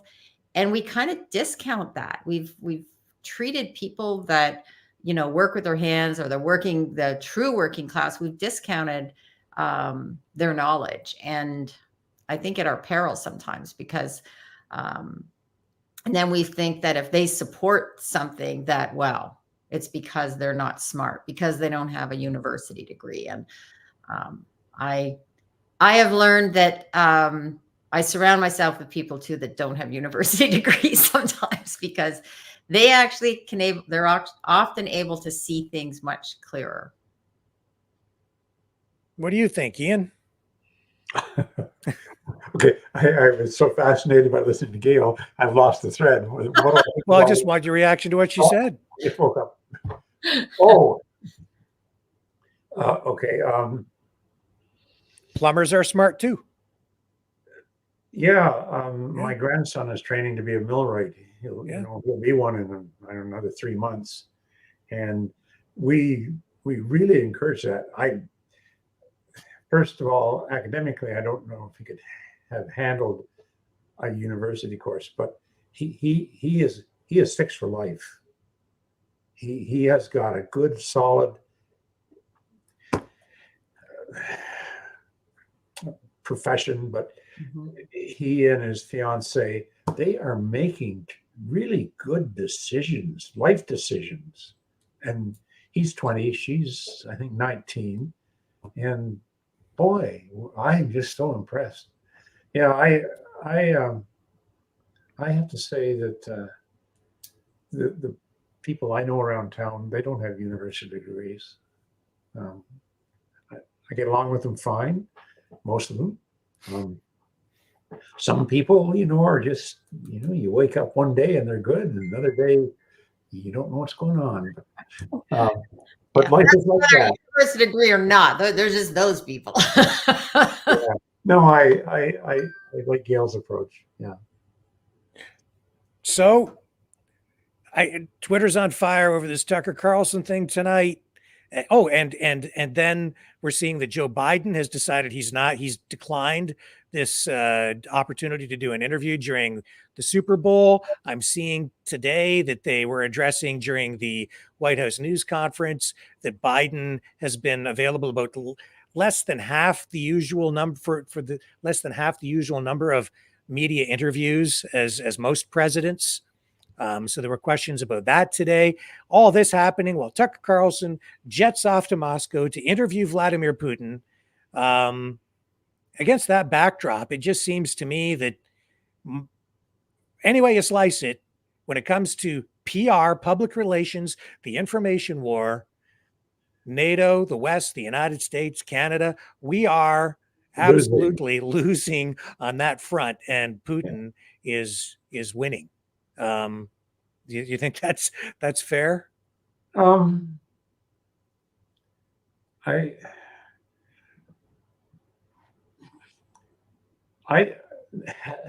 don't view it that way. That may be true. I just don't think of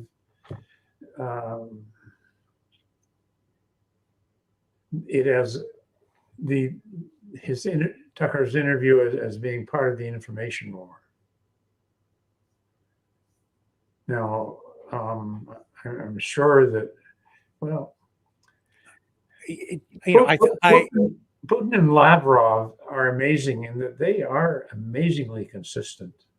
Their story never changes. It's very basic, very straightforward. Doesn't change. I think, yeah, but by making himself available to Tucker Carlson, I think that is in itself another shot in the information war. Putin is taking that shot. He's like, yeah, come on over. I'll talk to you. You have a massive audience. Absolutely. Step right in. Have a seat. Here's what I'd like to say, right? And Elon Musk is now giving him the platform where before it was not available. And I think that he's going to win some hearts and minds, quite honestly, because he's eloquent. He's very focused in his message delivery. I think he has some very valid points. I think that his messaging will be effective, whether Tucker Carlson is on one side, the other, or neutral. Putin is going to now have the opportunity to deliver important messaging that is part of the information war. I don't think his message is going to change from anything he hasn't been saying in the past. But I think what's the difference is that the American public are suddenly going to be exposed to it. I mean, it's been out there all along. Yeah. I've been following it for years. Right. Because you have to go looking for it, digging for it, just straightforward information, which Yeah, it's true. you would think if you could pick up your paper in the morning and read it, it should be there, but it's not, because it's being suppressed. And the sources, for what you think of RT, I used to watch that sometimes. Al Jazeera, you can't get them. YouTube's booted them off. Mm-hmm. So these, you understand that, okay, they're going to have a bias, but at least they're going to be presenting something. And I think you were kind of saying, Gail, is that, you take in this side, and if you know the bias, and you take in this side, which is opposed, and you know the bias, and you can kind of put it together and say, okay, where do I have to go to dig now to figure this one out? Right. And I think instead of trying to stop listening to the government and whoever, like right now, they could be explaining, why is this important? A lot of what Rick said, let's just say, here's why, here's the concern, just what we've been talking about. Say, listen, but listen with a critical mind. Let's examine what he's saying, put it in. They would be better to spend time doing that. There's something, I don't know if you follow Brian Crossentine on Twitter. Anyways, he's, long story about it. He's on Twitter and he wrote this. He said, I disagree with Tucker Carlson on many issues, including many of his past statements about Putin and Russia. The fact that the mainstream media has felt the need to report, and this was a headline, Elon Musk promised not to suppress or block this interview, should be quite alarming to you all. Why on earth would any social media platform ban an interview with a world leader, no matter how terrible a person that leader is? The fact that this is even news baffles my mind. Information is not the enemy. And a lot of people, this guy, he has a large following, and people either think he's, what I like is people are either complaining that he's too right or too left, right? So, which means he might be landing in a good place. But that's kind of what I thought. Like, why? So what, there's thoughts of banning the interview, and that's the story, right? That even that would get banned. And this brings us back to everything that happened during COVID, right? When certain things, there was one science, and now there's, I guess we're not smart enough to be able to hear another. And even if, okay, let's say Tucker Carlson is wrong here and he's out to promote Putin.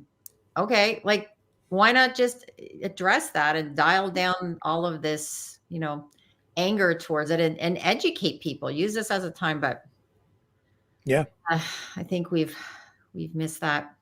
On that note, I do have to sign off, but this has been a good chat. Nice meeting you, Ian. I'll have to get you, Gail. Rick, if you could give me Ian's contact that I can go read some of his blogs, I would love to.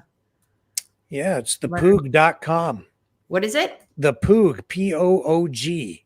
Okay. .com. The pissed off old guy. All right. Well, I'm curious minds. So I have my show right. Yeah, and please send me Gail's to Rick, because I want to look more. Happy to connect you guys. Yeah, absolutely. Okay. Thanks, everybody. Have a good night. Thank you. I am reading the comments. Thank you to the people who are writing nice comments. So thank you. Made my night. Thanks. You. Okay. Bye. But you don't look that pissed off, Ian. You just look way too friendly to be pissed off all the time.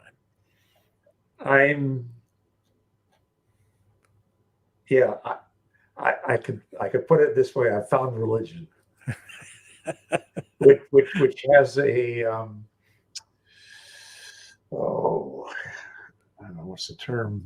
I'm also losing my mind. Words just don't come like they used to. It's a kind of statement that people make casual, but there is an immense amount of truth in it in my case, and I am a lot more relaxed about what's going on. They don't bother me. They don't get to me. Yeah. Well, any final thoughts on the Tucker Carlson story tonight? No, I'm looking forward to. I hadn't. See, I was just interested in the interview itself, the dynamics behind the interview, which is what you covered. I hadn't given any thought to. So that I'm going to be giving some thought to. Tucker, I don't follow Tucker myself. When things come up and come across to me, I will look at it, but I haven't subscribed to his channel or anything, and so I will say I'm not a fan of his in the sense that I got to get out there and wave the flag, but I will listen to the guy. Yeah. So, yeah, well, me too. I do follow him, not religiously. I do watch a lot of his material, always have.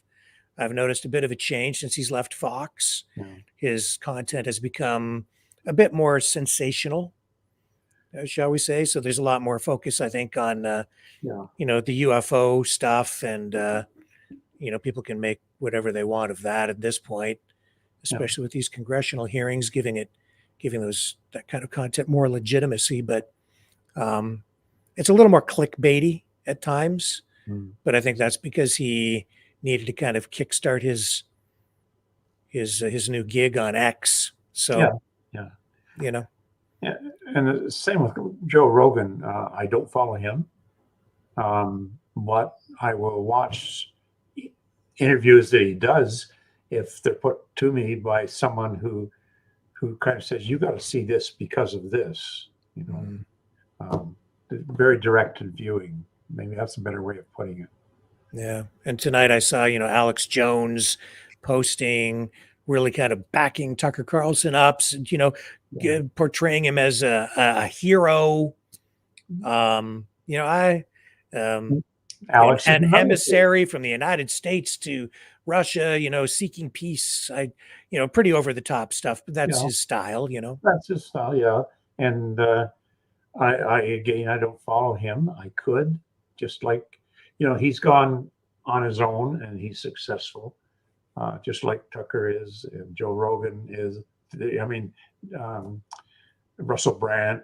There are people out there, names that have big followings, that have made it away from the platforms that would have in the past supported them but booted them off. So yeah.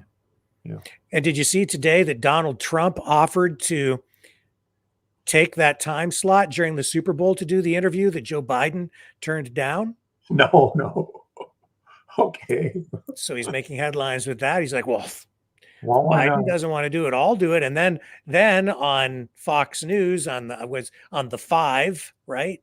Yeah. They were joking, and there's a clip circulating now where they were joking, saying something like, well, if he's the real president anyway, or something like that, feeding into the whole notion that maybe the last election was or was not legitimate. And they did it in such a way that they laughed and left people wondering, are they telling us that Biden's not really the president? Or are they laughing at the people who do think that Donald Trump is the president? It's kind of left hanging that way. But yeah, it's information. It's weird. Yeah, and I'm looking forward to our hopefully probably private conversation about the issue of. I have a friend in Ottawa who his passion is AI, and his approach is, I want to use it to find truth, and truth is a commodity now, which is, to the extent any exists, is in, as you point out, in danger of extinction by what technology is capable of doing now. I mean, I don't even know if I'm really talking to Rick Walker. There's no way to know. In 2 years, it'll be good enough that I won't be able to tell. just a few nights ago, in the middle of the program, someone sent me a clip of Joe Biden calling the draft.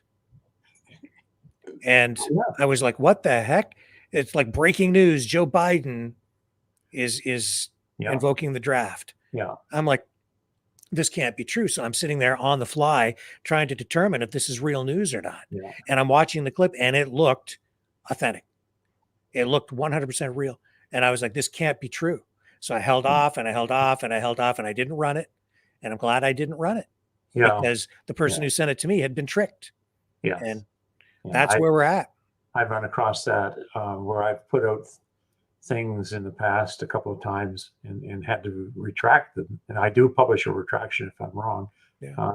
Nowadays, the policy is just blow by it, but because I didn't investigate, so.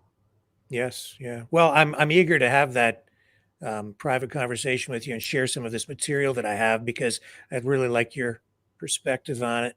Yeah. And, and the thing is, it's not so much the technology. I'm a scientist and engineer, so by training, so technology, of course, is interesting to me, but it's not the technology here that's interesting to me. It's the underlying philosophical issue of what it means if we can no longer determine whether something's true or not. Yes. That's scary. It's extremely scary. And that's why I say, democracy, our very democracy is in danger here, because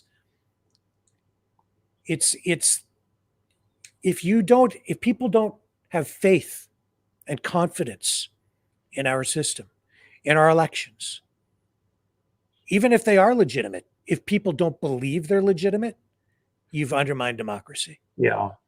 And we are at that point, I think, certainly in the States, and we're probably moving closer to it here.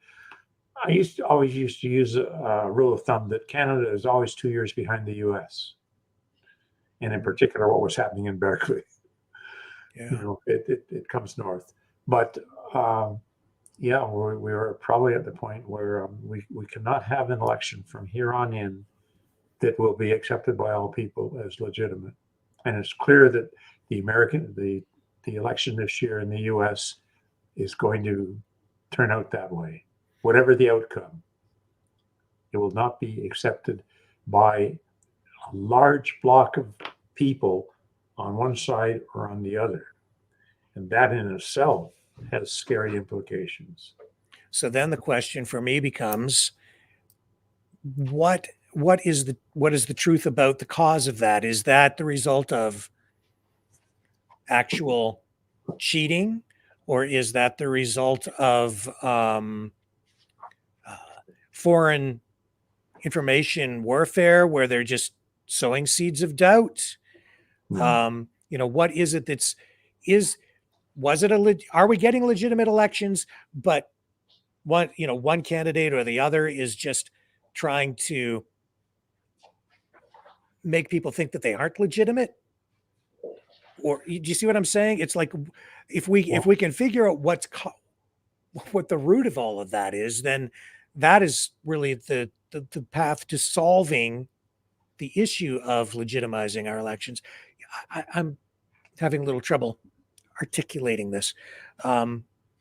What's the source of the disruption, the chaos there? And that's the concern. Yeah.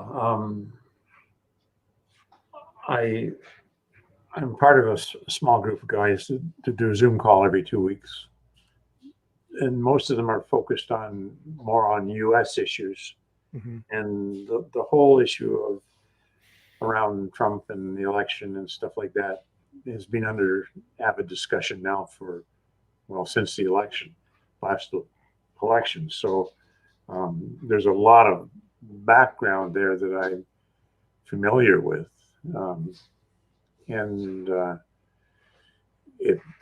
When there is that amount of stuff out there. It's not mainstream, but the alternative media certainly have access to it and stuff like that. So it does get out and gets spread around, and I think that's It's so serious though, because if Trump is lying and he's just been creating all of this drama intentionally, then that would make him a bad actor. If, on the other hand, he's right and the election wasn't legitimate and Biden stole it, then that would make him a victim, and all of the J6ers and all of the the people of but then you that don't have to you don't have to listen. You don't have to listen to Trump at all for that. The amount of evidence out there that has come out in bits and pieces across the country makes it very clear that there were gross irregularities. I was watching election night, and they would. And we have to be careful because we're on YouTube. Just okay to let you know. Well, I'm just saying that. Yeah, I hear you. The results were constantly updated, and you would see these anomalous changes in results that you say, I'd never seen anything like it before. What did that? Yeah. I'm not saying one side did it or the other side did it. I'm just saying that if you were watching election night, you saw with your very own eyes this kind of an anomaly happen. And if you're a thinking viewer, you're going to say, something's going on here. Yeah. All of this is going to tie into that conversation you and I are going to have privately. Actually. Yeah. I'm sure you know that. Anyway. Okay, sir, I'm going to let you go, and I'm going to continue on with just a few of the other stories of the day. Well, I appreciate this, Ray. I appreciate you coming on. I'm glad to meet Gail. Yeah. I see if we can't connect with her. I'd like to see a bit more of what she does. So we'll see. Yeah, she's very, very sharp. Great reporter, great journalist, and we're just lucky that she comes on once in a while to share with us. So that's fantastic. Good. Okay, sir. Thank you. Well, Ian Nunn, thepoog.com. Go check out Ian's work. Viewing audience, hope you enjoyed this, guys and gals. Okay. I better stop there with my gender. Yeah. Ways. Before we become politically incorrect, I will be back on the other side. On the air. Okay. Thank you, Ian. See ya.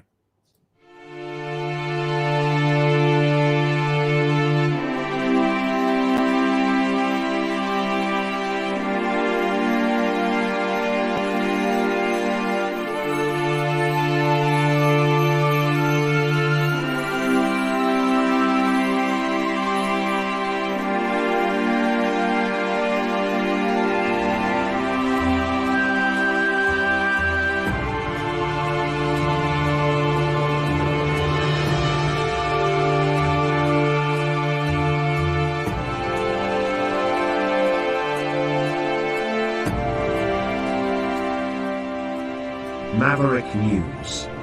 The world is watching.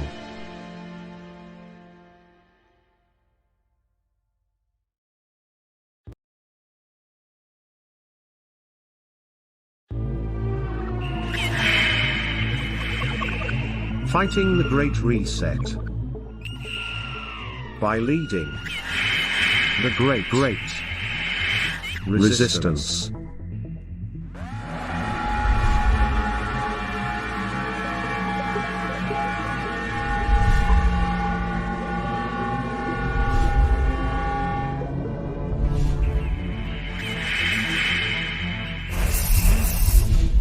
Maverick News.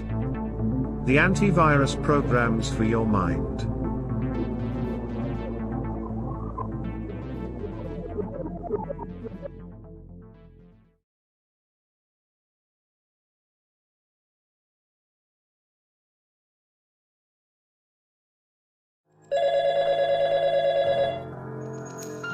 Feel the vibrations.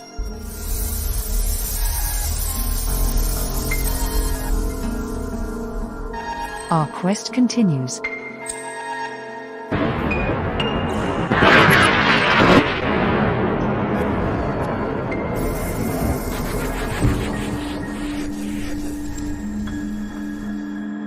The truth is out there.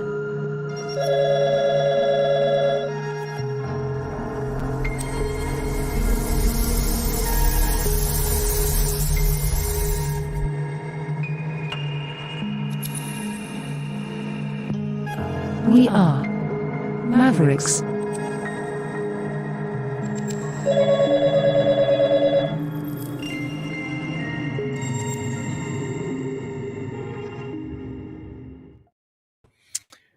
Okay, let's go to the White House briefing from today. And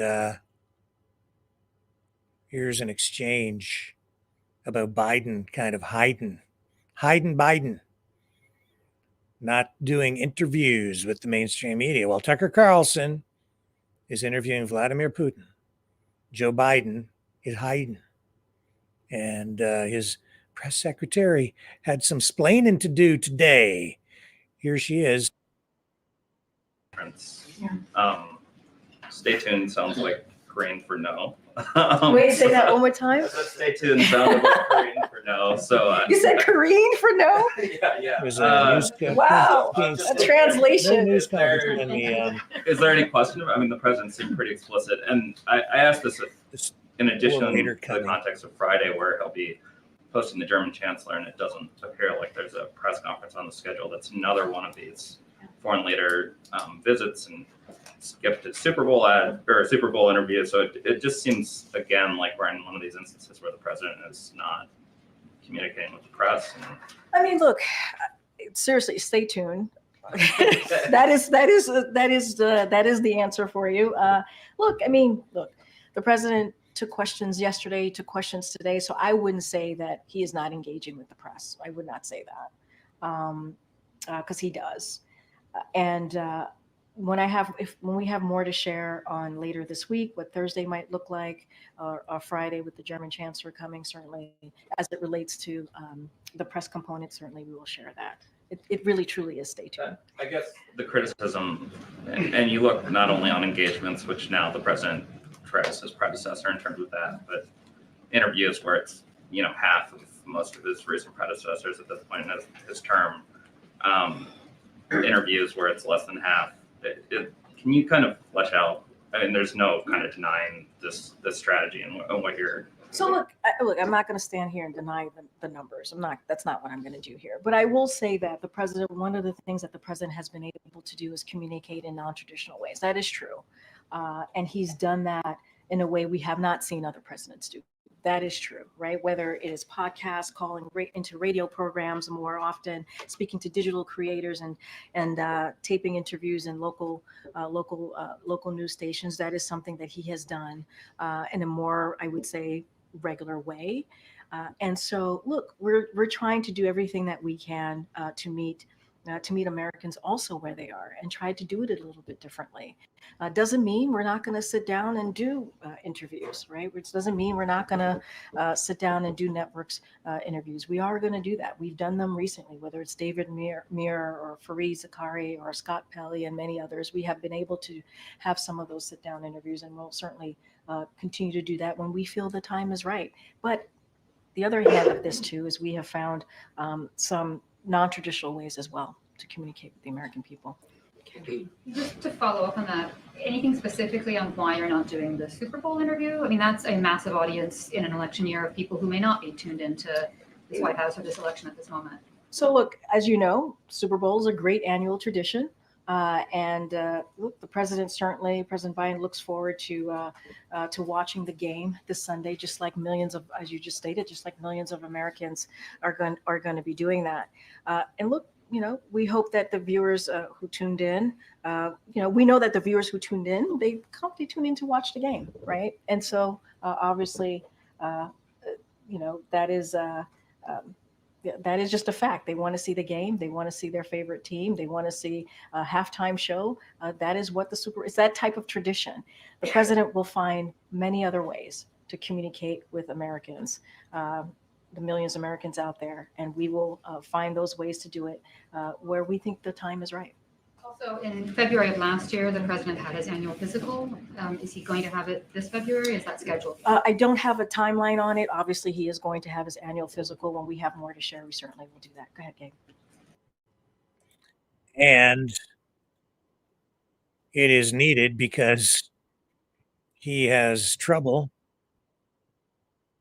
Hang on a second here. Yeah, so he needs to have that physical because look at this. He needs to have a mental, not a physical. Because look at this, look at this, look at this. Let me get it up for you. Is this guy fit to be president? Seriously, check this out. There is some movement, and I don't want to. He's talking about Hamas. Well, maybe choose my words. Hostages. There's some movement. There's been a response from there's been a response from the opposition, but yes, I'm sorry, from Hamas, but it seems to be a little over the top. We're not sure where it is. There's a continuing negotiation right now. No wonder Putin is winning the information war. Biden can't string two thoughts together. And the media is helping him when he refers to the opposition. He means Hamas, and then the reporter says, "No, you mean Hamas." And they're like, "Yeah." He goes, "Oh yeah, right." This is the guy who's got his finger on the button.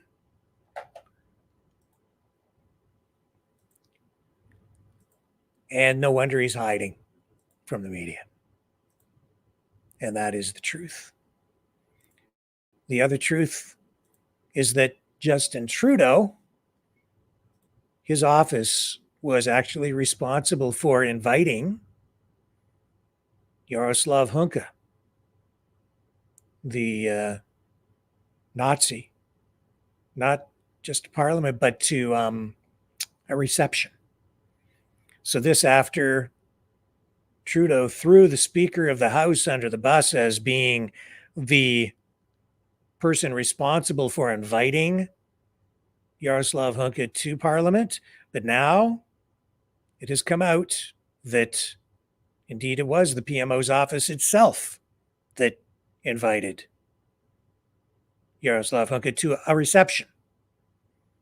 And that became the focus of this exchange today in the House of Commons during question period between Trudeau and Conservative Party leader Pierre Poilievre. And let's let it roll. Here's the exchange. Again, I'm going to ask all members, please, to restrain themselves as they can listen to the questions and to the answers. The Honourable Leader of the Opposition. He's hiked the cost. He's hiked the crime. He's not worth the cost. He's not worth the crime after 8 years. He's also not worth the hypocrisy. Mr. Speaker, the Prime Minister has been claiming for months that he had no involvement in or knowledge of the invitation of a former Nazi soldier to the visit of the Ukrainian president. Now we know that he personally invited that same individual. He actually said the opposite. And he said that the former speaker had to resign over doing the exact same thing. So will he hold himself to the very same standard and admit that he's not fit for office?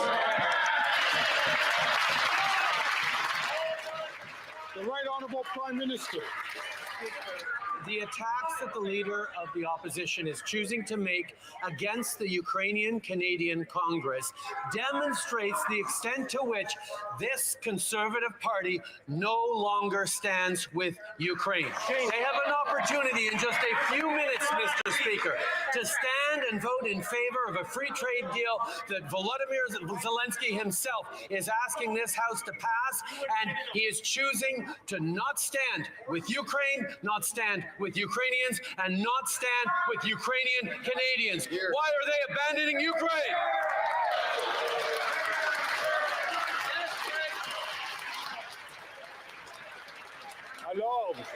Order. The Honourable Member for Belleuil-Chambly.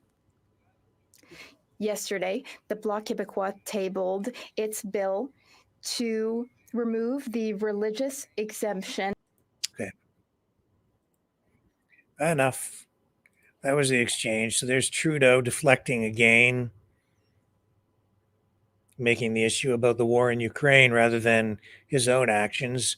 And I am on record here from the very beginning saying that Trudeau should have and still needs to accept full responsibility for what happened in Parliament, for allowing that incident to occur in Parliament, for allowing the Nazi to appear in Parliament. Trudeau has to accept full responsibility. It is unacceptable for him to lay the blame on the Speaker. He's in effect really laid the blame on all Canadians. And if you listen to his previous speeches, that's exactly what he's done. And that is absolutely unacceptable. Stay with me, folks. I'll be right back on the other side of this.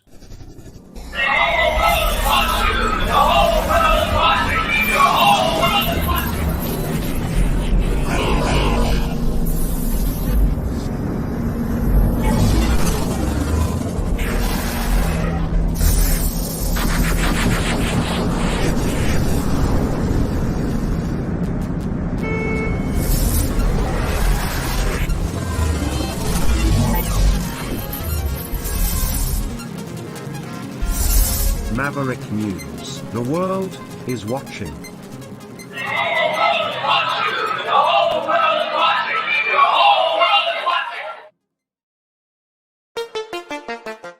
The New World Order.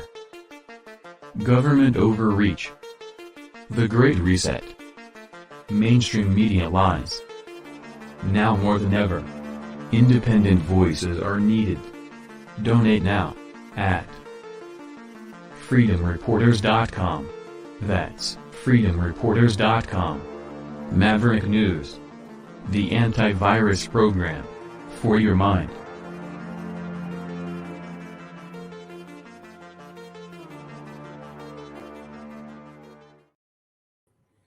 Okay, folks, so I think it's about time to go to the phones.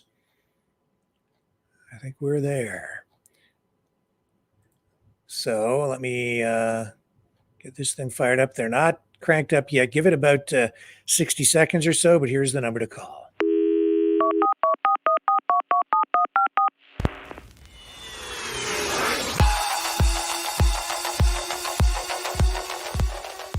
Join the conversation. Call 1-833-975-3733. That's 1-833-975. Free. Speak up. Speak out. Make your voice heard. Maverick News. Fighting for freedom by defending your right to free speech. Be a Maverick. Join us.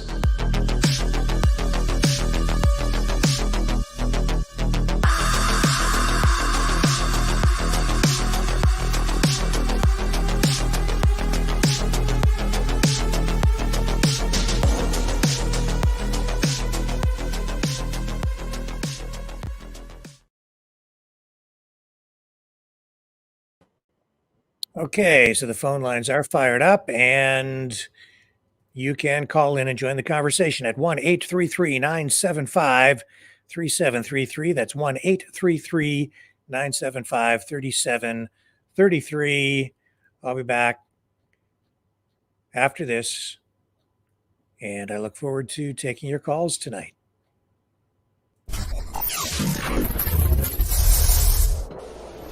The sharing of biased and False news has become all too common on social media. More alarmingly, some media outlets publish these things simply aren't true without checking facts first. Unfortunately, some members of media use their platforms to push their own personal bias and agenda to control exactly what people think, and this is extremely dangerous to our democracy. In an ocean of lies a century deep, the truth awaits. Choose not the red pill. Choose not the blue pill. For both are an illusion. Discover the power of M. The power of individuality. We are Mavericks. We are the way to the light. Fear not the storm. Join our quest for truth. Truth will set you free. Maverick News. The world is watching. And I am back, and yes, you can support the show by donating at maverickdonations.com or at freedomreporters.com. You can also donate through the Rumble Rants on Rumble. Certainly appreciate the support. Helps us fund the operation, keep everything online here. With a donation of $60 or more, I will send you a Maverick News shirt with this embroidered Maverick News logo on it, emblem. Just tell me what size you need. They're available in black only. Also, we have hoodies, $60 donation or more, and I can send you a hoodie. With a donation of $30 or more, I can send you a t-shirt. So thank you again to all those who have supported the program, and thank you to those of you who will in the future. I hope that you will continue to support us in the future. We need your help so that we can maintain our independence and try to get you closer to the truth. Okay, so the number to call is 1-833-975-3733. And let's just see, I think we do have a call or two in the queue. Let's go to our first caller of the night. Hello, go ahead, you're on the air. Hi, Rick. Hey there. Is this How's it going? Is this Sue? Yeah, it's been a long time. Yeah, welcome back. Listen, Trudeau might have invited that Nazi dude into the parliament, but every one of them stood up and clapped. Yeah. And if you watch the Speaker of the House announcing him, he paused. Once he was reading further down, he noticed what was there. Yeah. And probably crapping his pants because he had to finish reading it. So he got blamed for something Trudeau did. Gee, sounds familiar. Yeah, Trudeau let the guy take the fall. Threw him under the bus. Yeah. I'm getting feedback. Can you turn your computer down maybe? I'm not sure why we're getting the echo. It is down.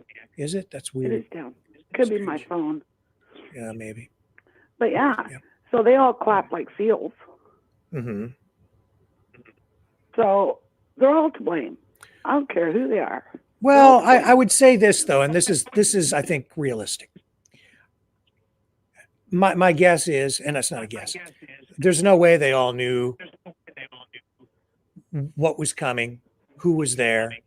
You could sit there and say that, it's their responsibility to know every guest that's coming through, but I'm certain that they probably didn't read the guest list, and there was some degree of laziness on that front.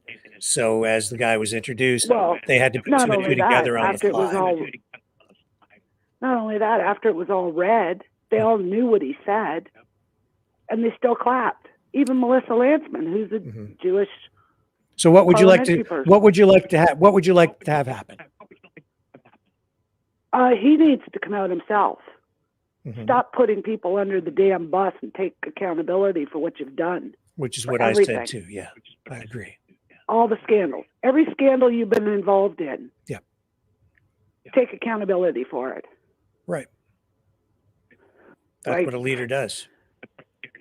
That's what they're supposed to do, but he doesn't do it. Right. Yeah. As far as I'm concerned, he should be charged. Charged In with jail. what? Sorry. Whatever he's done, every scandal he's got involved in. Look at the Lucky scandal with the Nova Scotia thing, Right. the shooting. Mhm. He's not supposed to put his face into the police. Mhm. And I kind of have a feeling he had his nose in with the convoy, too. Oh, no doubt. Just got a gut feeling. But that's my opinion. Yeah. No, his As far as I'm concerned, influence he's was stepped absolutely over the there line. during all of those things. Yeah. Yeah. So your nose is supposed to be biased and out of everything. And just to clarify, But he's I think not. what you really meant was with Brenda Lucky. You're talking, or I don't know if it's not the Nova Scotia shooting thing that was the scandal. It was the SNC Lavalin thing. Is that what you were really That's referring it. to? Yeah, that's what I'm talking about. Yeah. Yeah. The Lavalin scandal. Jody Wilson-Raybould. But he was involved in all that too. Yes. And she had to leave. Yeah. He fired her. Now the speaker leaves.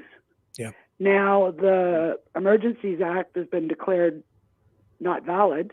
Can't say You mean illegal. the use of it was declared unconstitutional? It was used in an unconstitutional way. Yeah, and all of a sudden, Lametti's gone. Hmm. He resigned. What's that? Yeah. What's that? Another one you throw under the bus? Yeah. I mean, he didn't. Like, there's too many coincidences. Well, Too many. too many scandals. Because didn't Lametti make a statement back when that thing was being enacted that it was done lawfully? The Emergencies Act?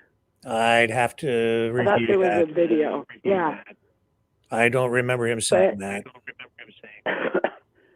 But I don't trust any of them. Just before he resigned, he said he was still confident that they had used it in a proper manner, but the court ruling suggests otherwise. And I think the court ruling was correct. Yes, I do too. And I think there should be consequences for that too.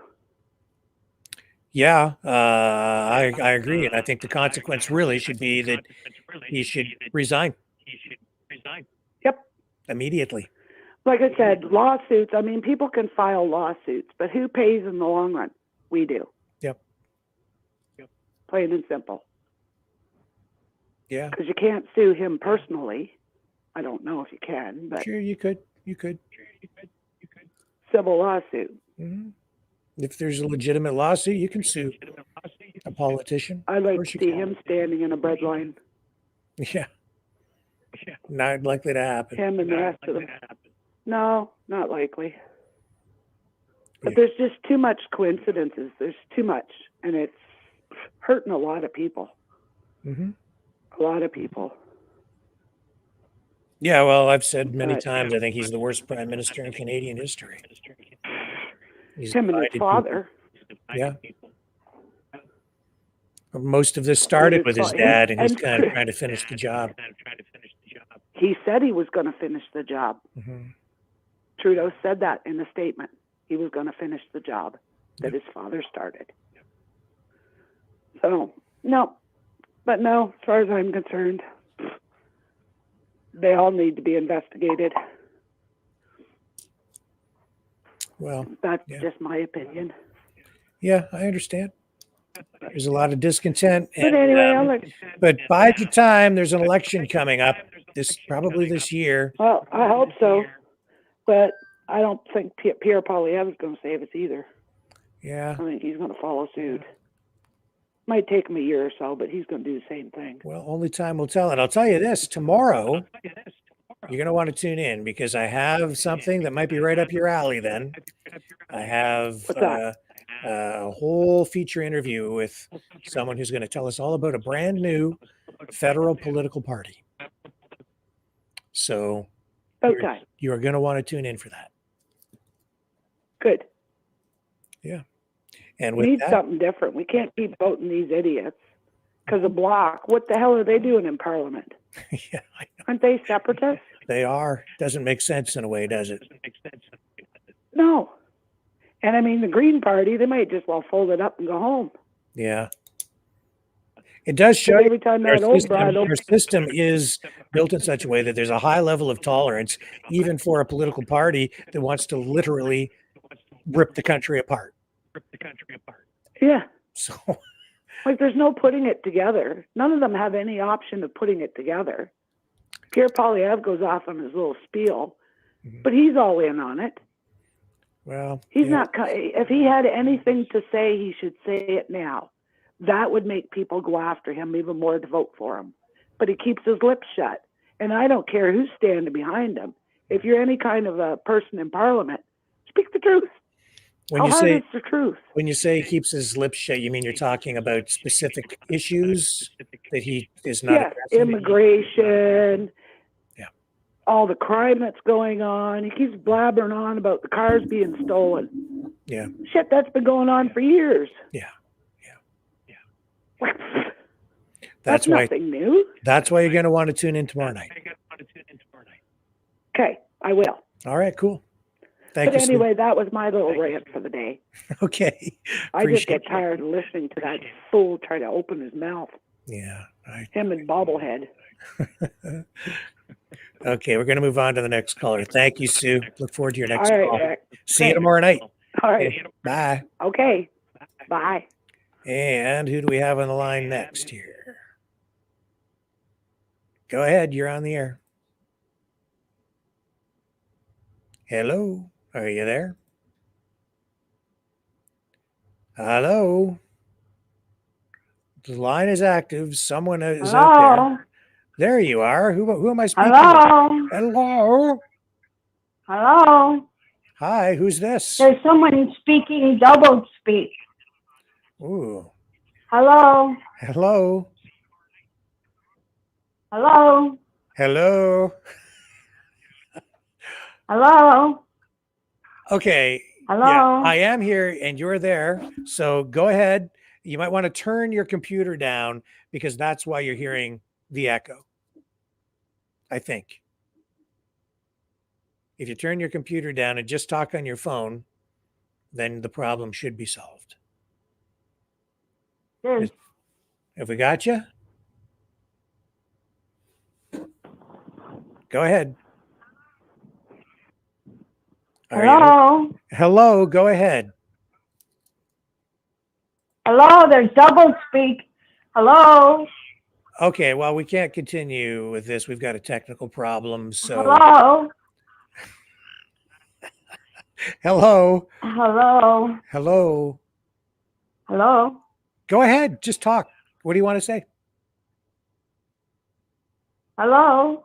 Okay, well, we can't continue with this. I'm sorry, folks. Hello. Hello. Hello. I'm very sorry, but we got to drop out of this if you're not going to be able to connect properly. Hello. Oh my goodness, this is ridiculous. Yes, it is, isn't it? Let's just Very technical problems right now. Hello. It's very complicated. Hello. Oh, okay. There's like Back to the queue with that caller. I'm going to take a break and try to cleanse my brain, and I'll be back after this.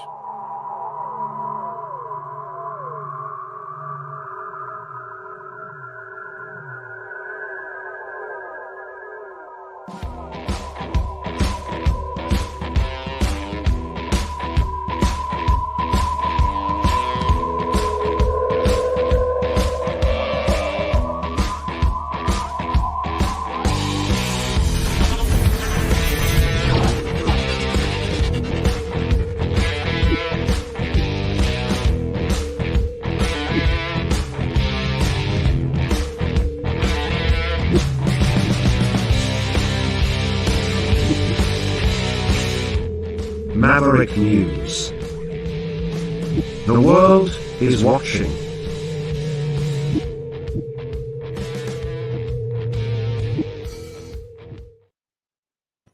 Hello. Hello. And let's say hello to John. Hey, John, how are you tonight?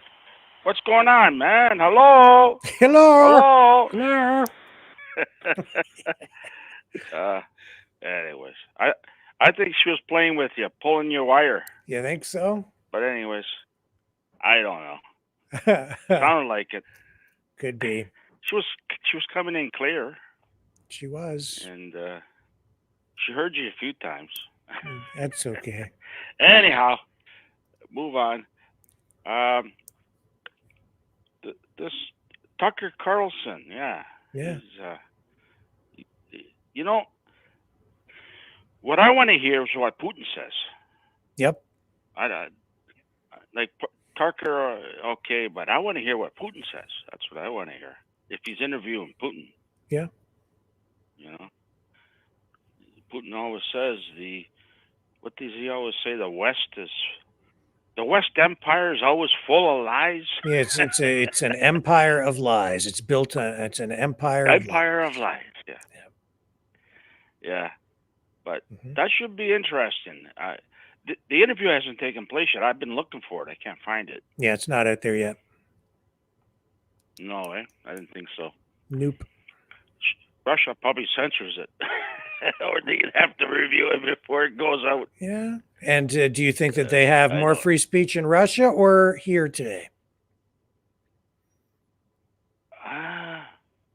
You know, I really don't know. I don't know the Russian too much, but I do know their economy is a lot better. The president seemed to be cooler. He's, more of likable than any president. As long as you don't cross him, he has a tendency to. So you think Yeah. you think they're afraid of him? I wouldn't want to be on his bad side. I'll put it that way. He has put at least 2 American journalists in jail since the start of the Ukraine war. I don't know in the United States how many journalists have been imprisoned, if any, but that's 2 on the Russian side. Legitimate, I don't know. Were they actual spies or whatever? I don't have enough information to know if what Russia did was proper or not, but 2 in jail. I know that, there are certain rules over there. So for instance, you're not allowed as a journalist to show buildings that have been bombed in the war. You're not supposed to show that. There is footage that gets out all the time, but you're not really supposed to show damage on the Russian side. So it's, again, the first casualty of war is truth. People are not aware of that kind of censorship. They do have, censorship in place over there too. And over here, we have unprecedented levels of censorship right now here in the West. So, Oh yeah. But I don't know. Like Scott Ritter was there. Yeah. He met him, and he also met Steven Seagal. Yeah. And they gave Ritter all these gifts, nice gifts. Mm-hmm. Yeah, Ritter was talking about the gifts he got, and they treated him with, dignity, and he likes Russia. He says. Well, Ritter that much is says very he likes clear. Russia. He certainly does. He's very, very happy over there. Yeah. And that's why he's also accused of, having a bias toward Russia, or maybe even being paid by Russia, which he denies, but repeated accusations of that with Scott Ritter. He certainly takes a pro-Russia stance and so on when he speaks. I certainly tune into that. I think back to the predictions he's made and how accurate he's been. I just, you can look at Scott Ritter either way. He's been on our show many times. I like Scott, but I understand the accusations against him. I understand the accusations against Tucker Carlson. I can see why, but I also support free speech. I support their right to conduct themselves the way they choose to conduct themselves. I wouldn't say Scott Ritter is a journalist. He's an analyst, a pundit, a military expert. He's not bound by the same code of ethics that I am as a journalist. He's an influencer. He's there to influence people as a social media influencer, whether he's doing it in a completely unbiased or impartial way. People will have to assess for themselves. But, as a journalist, I'm always trying to look at all sides, right? Did they ask Tucker why he wanted to go to Russia? Did who ask? The mainstream media or whatever? The media, yeah. What would you say if they asked you, why do you want to go to Russia to interview Putin? I'd give probably a very similar answer to what Tucker Carlson gave. I'm a journalist. It's my job. So if it's an opportunity to interview, it's an opportunity to interview a world leader in a pivotal time in history. I would absolutely go to interview Vladimir Putin. And I'm sure that if I went, I would be facing the same sorts of accusations. He's just a Putin stooge. I'd say, fuck you because I can. Yeah. Right. I don't know. The key for me, John, is that when I watch the interview, I'm going to be looking very carefully at the questions and comments that Tucker Carlson makes. In his words, I think we will get pretty, we should get some real clues as to whether he's acting in good faith. He tells the truth all the time, it seems like. That's why he gets in trouble. Who, Tucker? Yeah. Yeah, don't tell the truth. He gets in trouble. He tells the truth. That's why he got fired from Fox, telling the truth. Yeah. So I don't think he's going to lie to us, but I'm really interested in what Putin's got to say. I really, that's the guy I want to hear so bad. Putin. There's another guy there. He should interview the other guy too, who's running against Putin. There's an election coming up in Russia, eh? Yeah. And he's only got one guy got the balls to go against him. Yeah. And the guy's he's against what? War? He's against war. That guy. I don't think he stands a chance. The guy I'm talking about, eh? The old guy. Alexei Anatolovich. That's him. Yeah. That's him. Yeah. And he's running against Putin, and then there's the other guy, Alexei Navalny. He's the jailed opposition leader. Oh, there's a couple. I thought there was only one. That's what I seen. Yeah. I can't say that I'm really up to speed on the internal politics in Russia. I just know that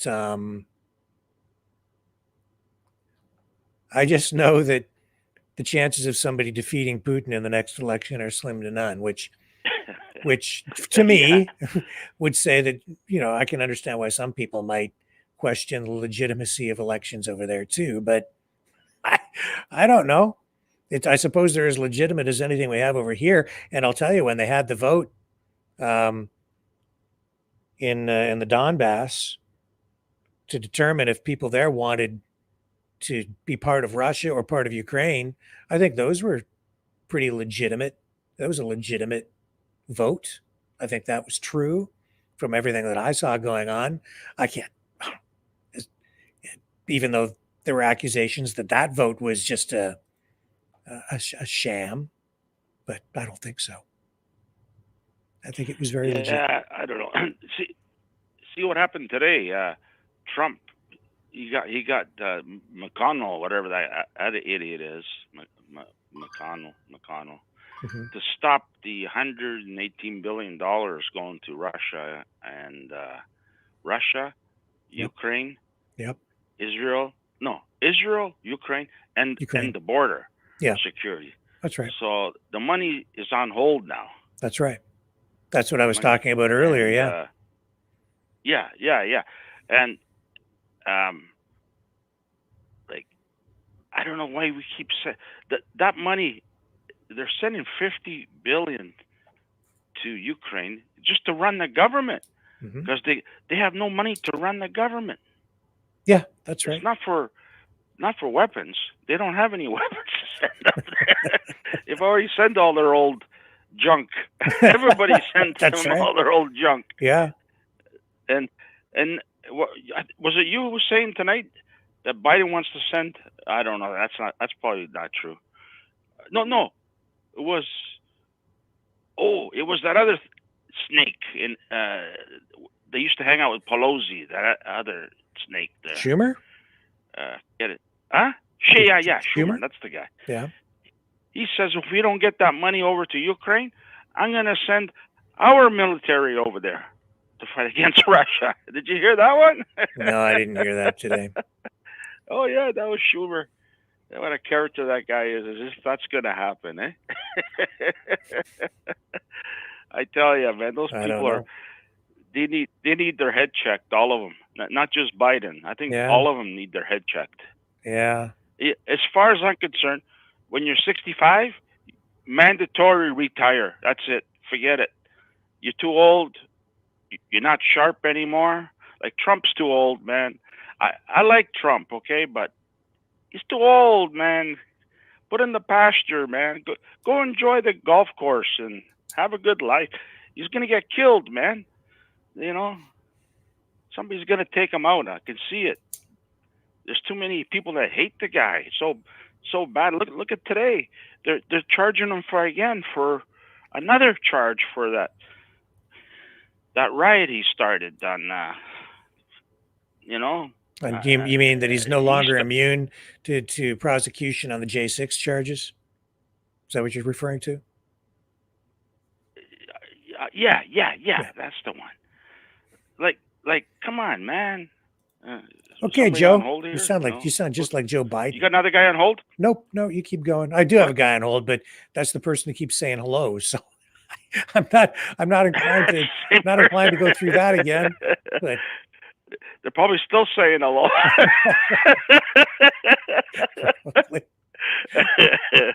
Oh, man.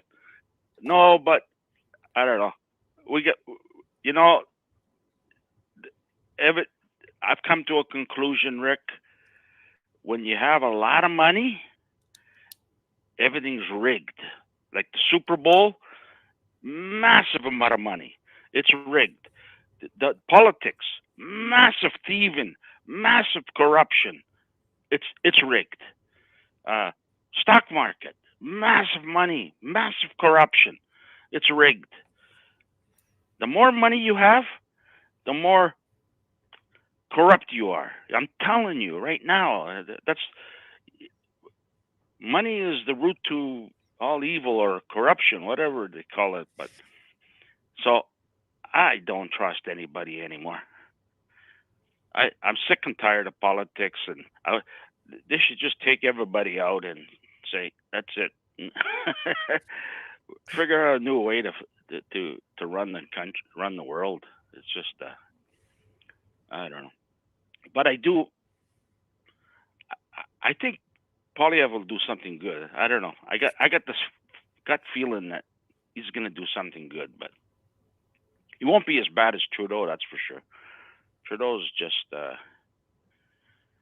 man. If I was him right now, I would have retired a long time. I would have stepped down, and I would get somebody else in there to run in his spot until the next election, so people can see this person and say, you know what, this guy's way better than Trudeau. Maybe I'll vote Liberal again. You know what I'm saying? Yeah.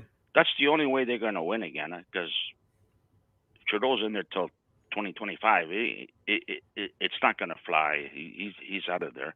The only way you're going to beat Polyev is you got to find someone in there to take Trudeau's place until he calls an election in September or next year or whatever.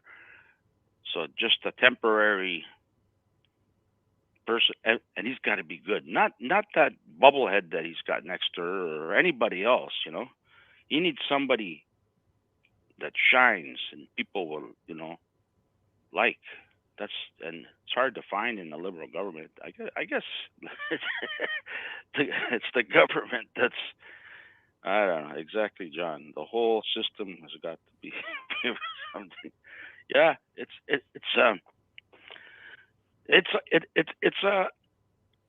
corrupt. You do your journalism, I do mine, and for the last couple of days I've been trying to figure out if the Super Bowl is rigged. and you know what, Rick? Last week when the two teams were decided, a lot of money went into San Francisco, and that was all the big money, all the heavies.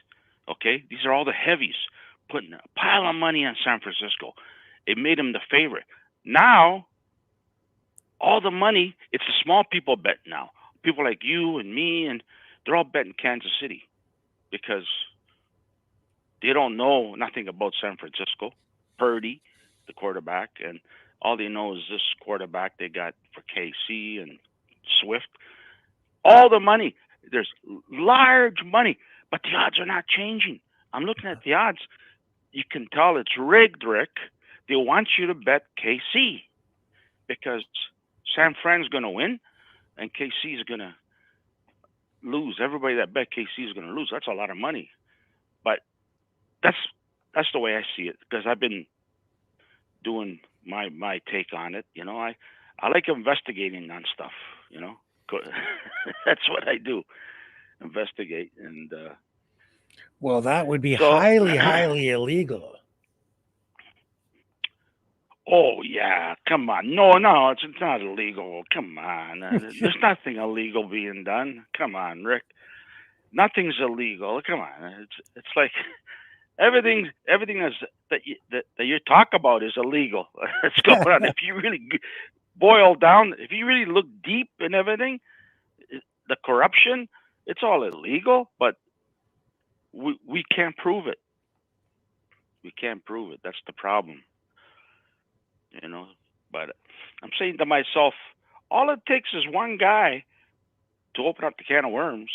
Uh-huh. So, like, say you got someone that works for Trudeau, sidekick, knows him inside out, knows everything he does, and writes a book, spills the beans. People still won't believe it.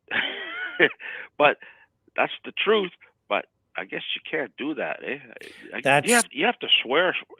That is the challenge today. Even if you have the truth and you share it, you could write a book. You could be online doing what I'm doing. I could sit here and tell you the truth, but it doesn't matter what truth you bring.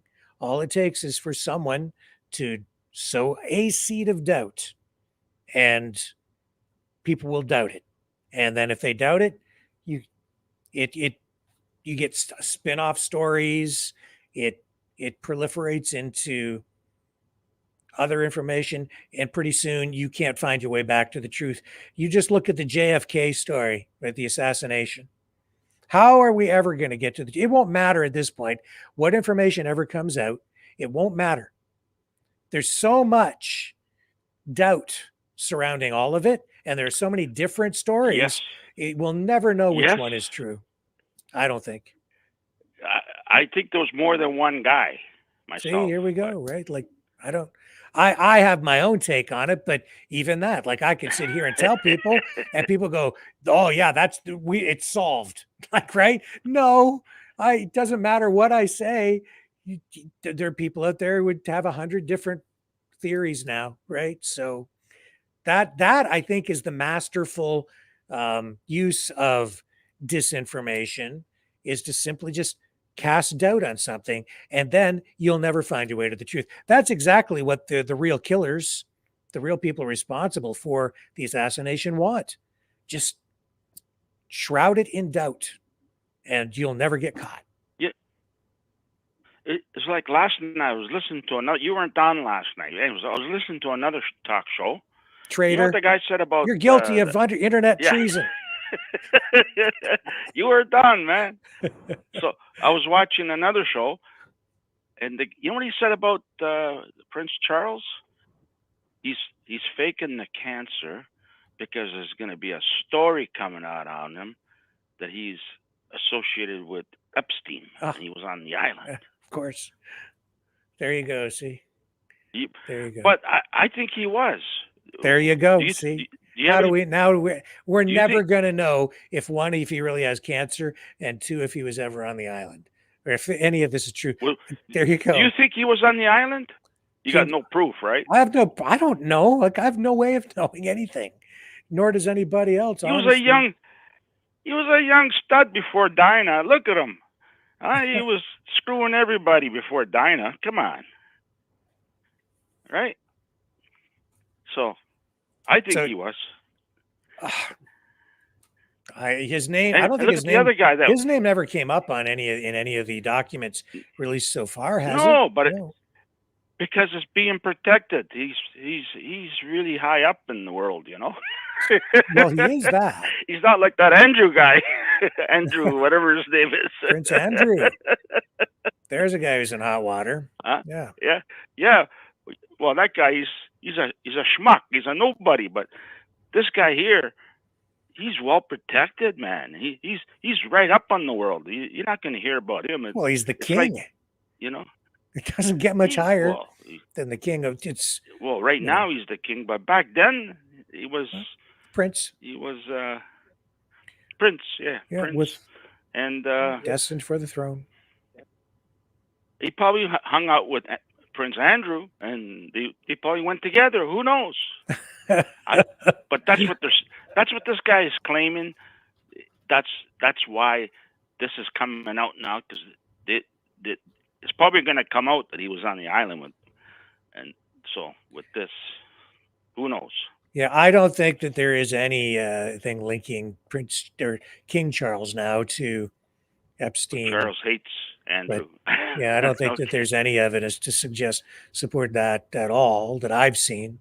I'm not aware of any, so I don't think he was ever on the island or even on Epstein's plane as the king or the prince. So he didn't even know Epstein. Did he know Epstein? Don't know. Probably not. Maybe. I don't know. Well, If I could if you say knew the yes, guy- then people would, watch the show. It would get a lot more ratings, more clicks. But I'm not going More to do clicks, that. eh? Yeah. I can't say. Don't know, John. Look at your ratings. Your ratings gone up to 120 people more since I've been on here. I think it's the RCMP listening in now. No, I'm just kidding. Yeah, you're over on the YouTube, the one YouTube channel you're on. Yeah, that's why you see that. We have a lot more. I'm just kidding. No, Yeah, we I'm have tons more I'm over on on Rumble. Rumble. I'm on Rumble. Are you? Oh, yeah. Yeah. No, it's this AI. AI right now it scans the internet, and when it hears a certain word, Mhm. it starts coming in and listening to you. You know what you're talking about. Oh, yeah. That's what it does. Eh? The It's got technology all they these have is words that it amazing. Yep. It is. So as soon as they hear the king, oh, the King Charles. Okay, Yeah, let's spy on listen that to what guy he over said. there. What is he talking about it for? Oh my God. That's I the have no truth. proof, guys. I'm Yeah. just listening to what other people are saying. So Well, yeah, Anyway. it's okay, Rick. all right. Thank you, John. It's almost 9 o'clock. I gotta take out the garbage and see what happens. Well, that sounds very exciting. And you let us know by calling in tomorrow what happens with your garbage. Also, I called my friend on the reserve. yeah. Was it yesterday or the day before? I says, "Hey, you got any snow up there?" He goes, "We don't like snow here." I said, "Why?" "We don't like nobody white here." "We don't like nothing white here," he said. "We don't like Okay. nothing white." And you're asking me to move there? What are you trying to get me killed? He wants me to move there. I swear to God. So bad he wants me to move there, you know? He says, I can get you in the band office and you become a member and we got a place for you already. Well. I said, I'd You're love to move there, but I never, you know, I don't know. It's too far from anything, Rick. If you move there, like to go to the beer store, you need a car because there's no beer store on the reserve. And this is a big reserve, man. It's massive. And so, you know, he hitchhikes. He doesn't have a car. Doesn't have much money up there, obviously. And I feel bad. It doesn't even have a furnace. His house is one of the first ones built on the reserve. And he's got a wood stove in the basement that he puts wood in the stove that heats up the house kind of in the wintertime. But he's got no furnace, no oil, no heating. He's got electricity, telephone coming in there. That's it. Interesting. Yeah. Well, yeah, sir, it's we'll move on. I've got Isabel on the line, so I better okay, pick Rick. up the next call. Have a good evening. Thanks, Bye. John. See you. Good luck with your garbage. Bye. Okay, here's Isabel. How are you tonight? I'm fine. Hello. Hello. Hello. I think it's because, I don't know, either her computer or her TV, or she had her phone going at the same time. It was entertaining. Or she just was for a a pain. minute. It was entertaining. For a minute. Yeah, everybody online's like, hello, goodbye. So what's on your mind tonight? What are you thinking about all this? I'm really curious to see what Tucker has for us. And I really think that old Sleepy Joe that talks to dead people is going to be nervous. Yeah. I think that's what the whole thing is. He's going to be there. He's going to see the truth. And I think that's what the states are afraid of. They don't want the truth. Right? They wouldn't make money with the truth, would they? Depends on how sensational it is, I guess. Well, I mean, I look back. I mean, during World War II, we were allies with Russia. Yes. Like, sort of. So, sort of. In an adversarial ally sort of way, yeah. Yeah. I mean, we all know this whole thing between China and Russia and Ukraine and Palestine and all this. It's all propaganda. The whole schlamaz, like everybody's saying, it's like living in a movie. It really is like living in a movie. Because everything changes from day to day to day. It's always, they've been throwing shit at us for the last 4 years.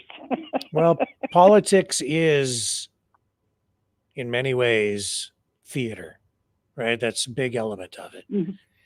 Optics, marketing, selling you a message, selling you ideas, ideology, selling you leaders, right? So, of course, it's like living in a movie. Everything we saw happen down at the border in Texas over the weekend with the convoy, with, the governors going down there.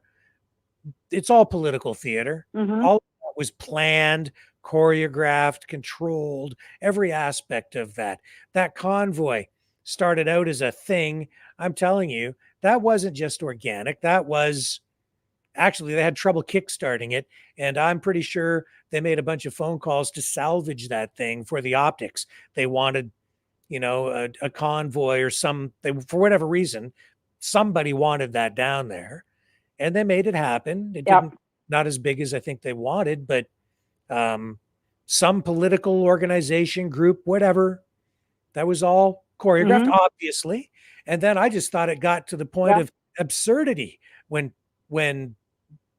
Dr. Phil flew in on a helicopter right? It was like, wait a minute.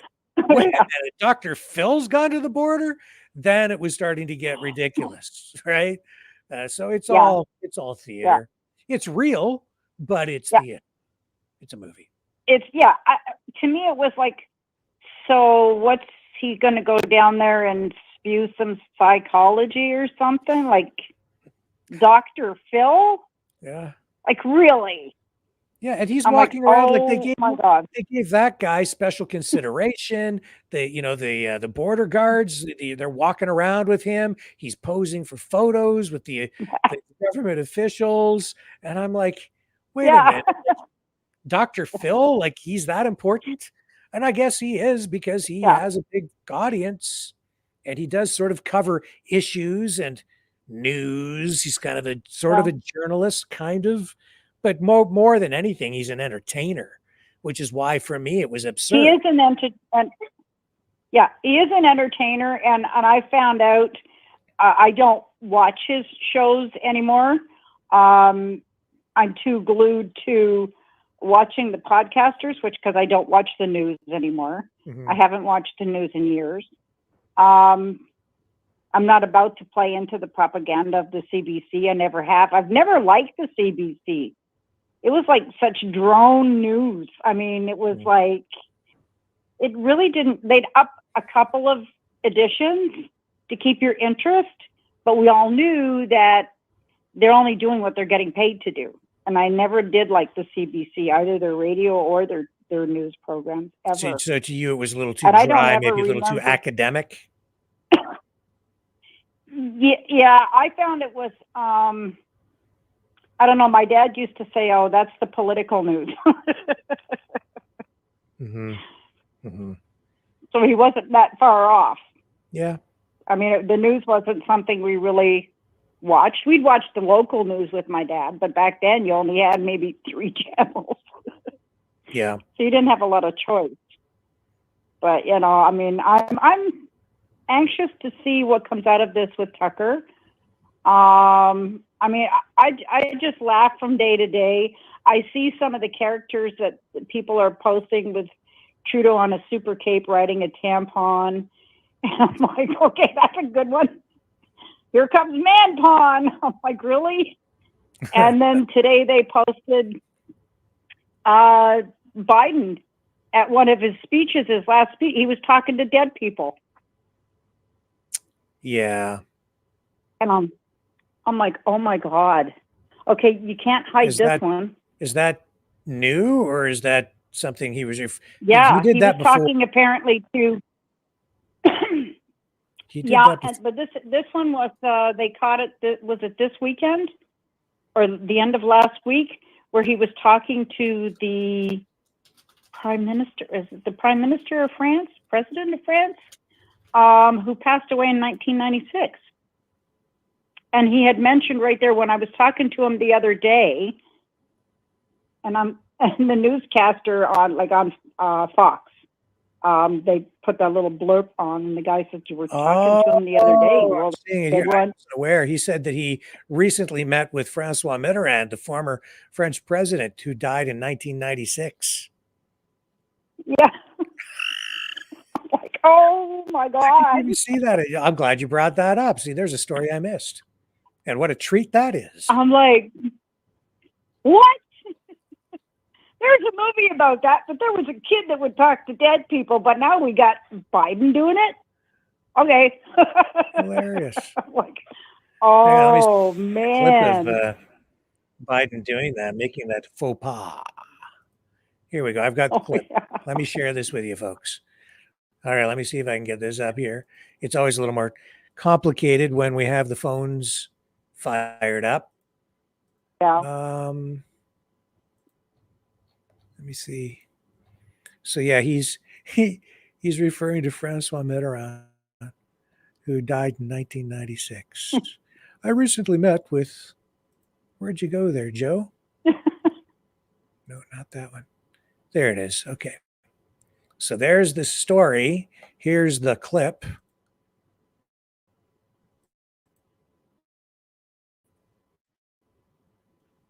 And let her rip.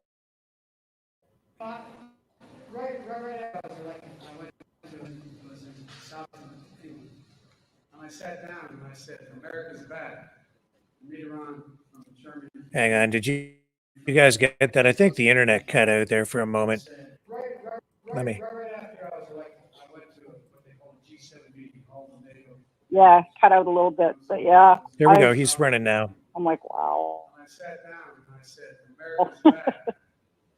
Mitterrand from Germany, from France, looked at me and said, you know, how long you back? And I looked at him, and the Chancellor of Germany said, what would you say, Mr. President? Picked up the paper tomorrow in the London Times.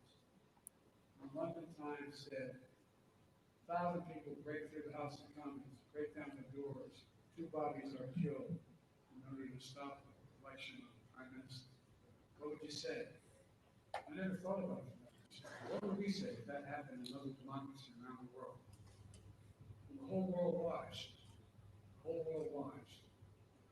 And what's going on? Well, guess what? It's not going to happen.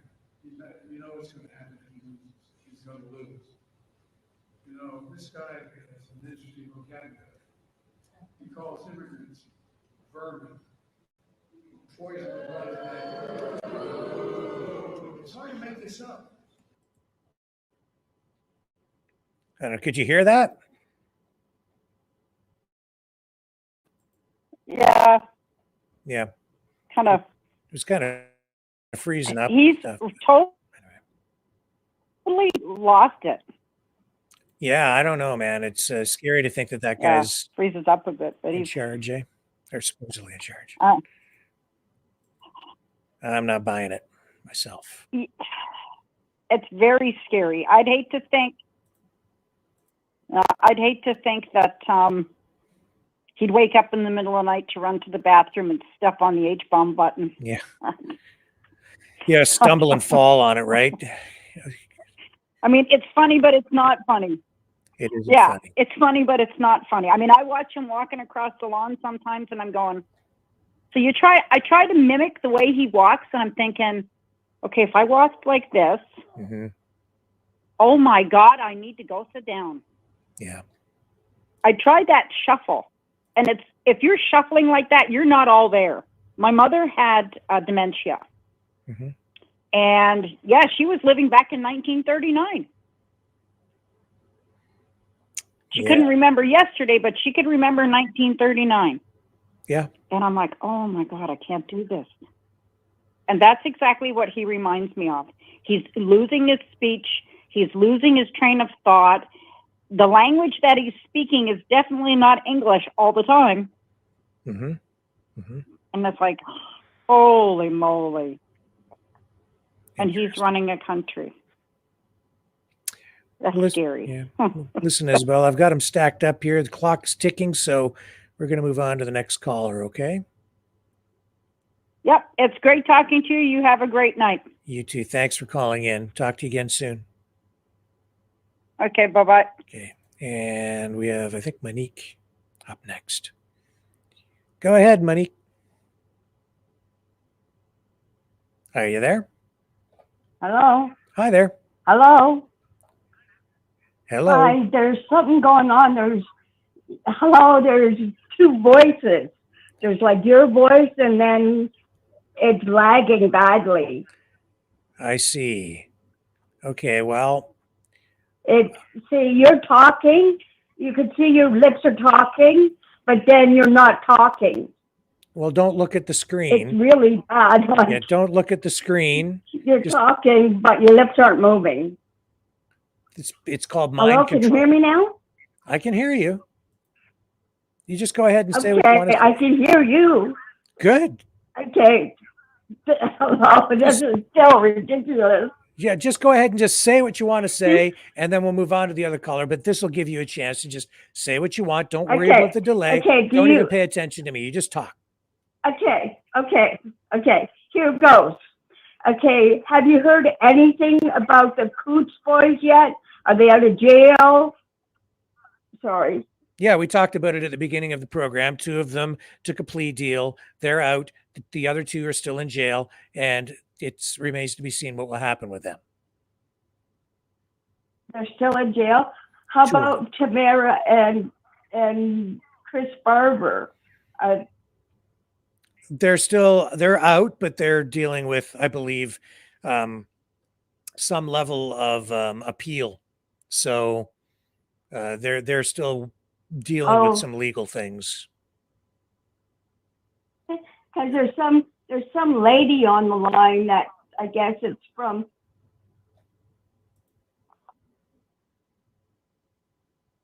Are you still there? Oh, yes, I'm still here. Okay.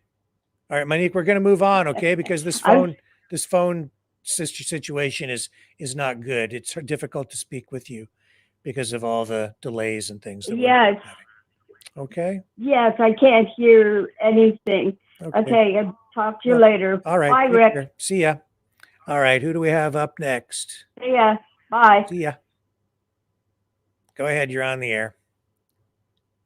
Hello. Hello. Can you hear me? I can hear you. Hello. Oh my goodness. I can still hear that lady talking.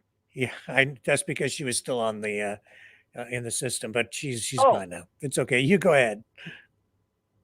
Oh wow, there was lots of feedback on that call. There was. Like you could really hear a lot of echoing.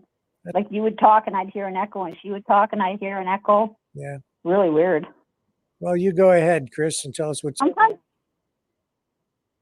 Well, all putting everything aside and all this laughter aside, I'm kind of disturbed tonight. I don't know about anybody else, but we're seeing Biden. He's deteriorating very quickly. Why they're letting him continue on, I think it's actually disgusting myself. Like it's actually sad to see it, really. And Trudeau, he just goes off on a tangent every time. He can't answer a straight question. He's getting angrier and angrier and angrier. And I think this is how I feel. I'm getting very disturbed at what I'm seeing now. Like it's just it's kind of getting overwhelming. Like, yeah, Trudeau, yeah, you invited that guy to that party. You should have stepped down when he was in the House. Now that he's he came to your party, I'm sorry, he needs to step down or be forced out, because I think this is absolutely disgrace for Canada. Absolutely, I'm absolutely disgusted. Yeah, I don't even know what else to say.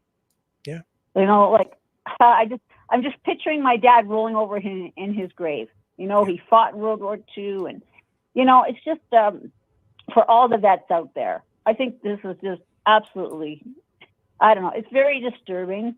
I'm finding that more and more people, there's a lot of good people out there. There's a lot of bad people out there, but people are getting angrier. Like you can definitely feel it in the air, no matter where you go. There's tensions everywhere. Yep. And I'm really concerned that there's going to be a big blow up of something. Something's going to happen sooner or later here. I don't know how much more Canadians can take of this.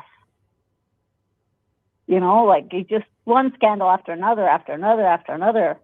It's never ending. And I don't think he should get away with this Nazi one. Like this is very serious as far as I'm concerned. Maybe, probably people are thinking, well, it wasn't a big deal. To me, it was a big deal. Yeah. And that's just, I don't know. I'm getting very disturbed by what I'm seeing, more so on a daily basis. And yeah, it's something like that. Trudeau should have resigned. He still should. He should have said, no, that's my fault. It was on my watch. Yeah. I was, responsible. And he should have taken the hit on that, in my opinion. But he let the speaker do it. Yeah. Not enough. Not enough. Yeah, well, he threw the speaker under the bus is what he did. Yeah. Basically. And I mean, he can't even give a straight answer. Like Pierre just asked a simple question, like, are you going to follow what the speaker did? Yeah. And he went off about Ukraine. Well, oh my God, that wasn't even part of the question. Like, right. Why are you going off about Ukraine? Like, he's always Ukraine, Ukraine, Ukraine. Personally, I'm getting fed up with it. Like, I don't, you know what? Go over to Ukraine and live with your boyfriend. I don't care. But enough is enough. Like, when does it stop? Like, how many years is this? What, 3 years of this nonsense or more? Yeah. I don't even know. I've lost track, Rick. I don't even know where we are anymore. It's just really disturbing. I don't know. I look at my grandkids and I think, oh my Lord, what kind of world are we going to go? Are they going to grow up in if something doesn't change soon? It's scary. I really feel for them. Yeah, I'm worried about it too. Like, you don't have grandkids yet, but you may down the road. Like, it's just it's scary. And even for your kids, even for my kids, even though they're older, they still got a long life ahead of them. Yeah. And it's really tragic. I mean, I see old people on a daily basis. I mean, not old people, but seniors on a daily basis when I go out for coffee and that, and they're even getting to the point where they're actually getting scared now. Like, they're just, they've never seen anything like this. Yeah. And we're talking people in their 80s. So, I mean, if people aren't awake and aren't seeing this, then there's definitely something wrong with them, because how can you not see what's going on? Because a lot of people just don't pay attention. A lot of people just don't look at the news. Oh. They tend to be happier. Well, yeah, I suppose they're happier, but I mean, I don't follow the news constantly all the time either. I mean, we do have our happy moments too, but it's just sad when you hear all the conversations going on around you, and none of them are good. You know what I'm saying? It kind of gets depressing after a while. But what I wanted to ask you, so what became of that border issue? So is that closed off down there now, or like what was the ending to that? It's ongoing. It hasn't resolved. It's still a struggle between the states and the federal government. But I think that the drama that came over the weekend was media generated. A lot of it from, honestly, all media, including independent media, especially outlets like InfoWars and some independents talking about the possibility of a civil war and things of that nature. And, we covered a fair bit of it from that angle as well. But in the end, I was saying I didn't think anything violent was going to happen. I didn't think that it was going to lead to a civil war this weekend or anything to that level. And ultimately, I mean, nothing was resolved, but it was a photo op. It was a Dr. Phil moment. It was a media event. Yes. And it was designed for two reasons, with several, because the election is on. That's the main thing. So it set the stage for this immigration issue to play out as one of the main issues of this election cycle. It also set the stage for the showdown over the funding for Ukraine, which was highlighted earlier in this broadcast and was being dealt with today in Washington. It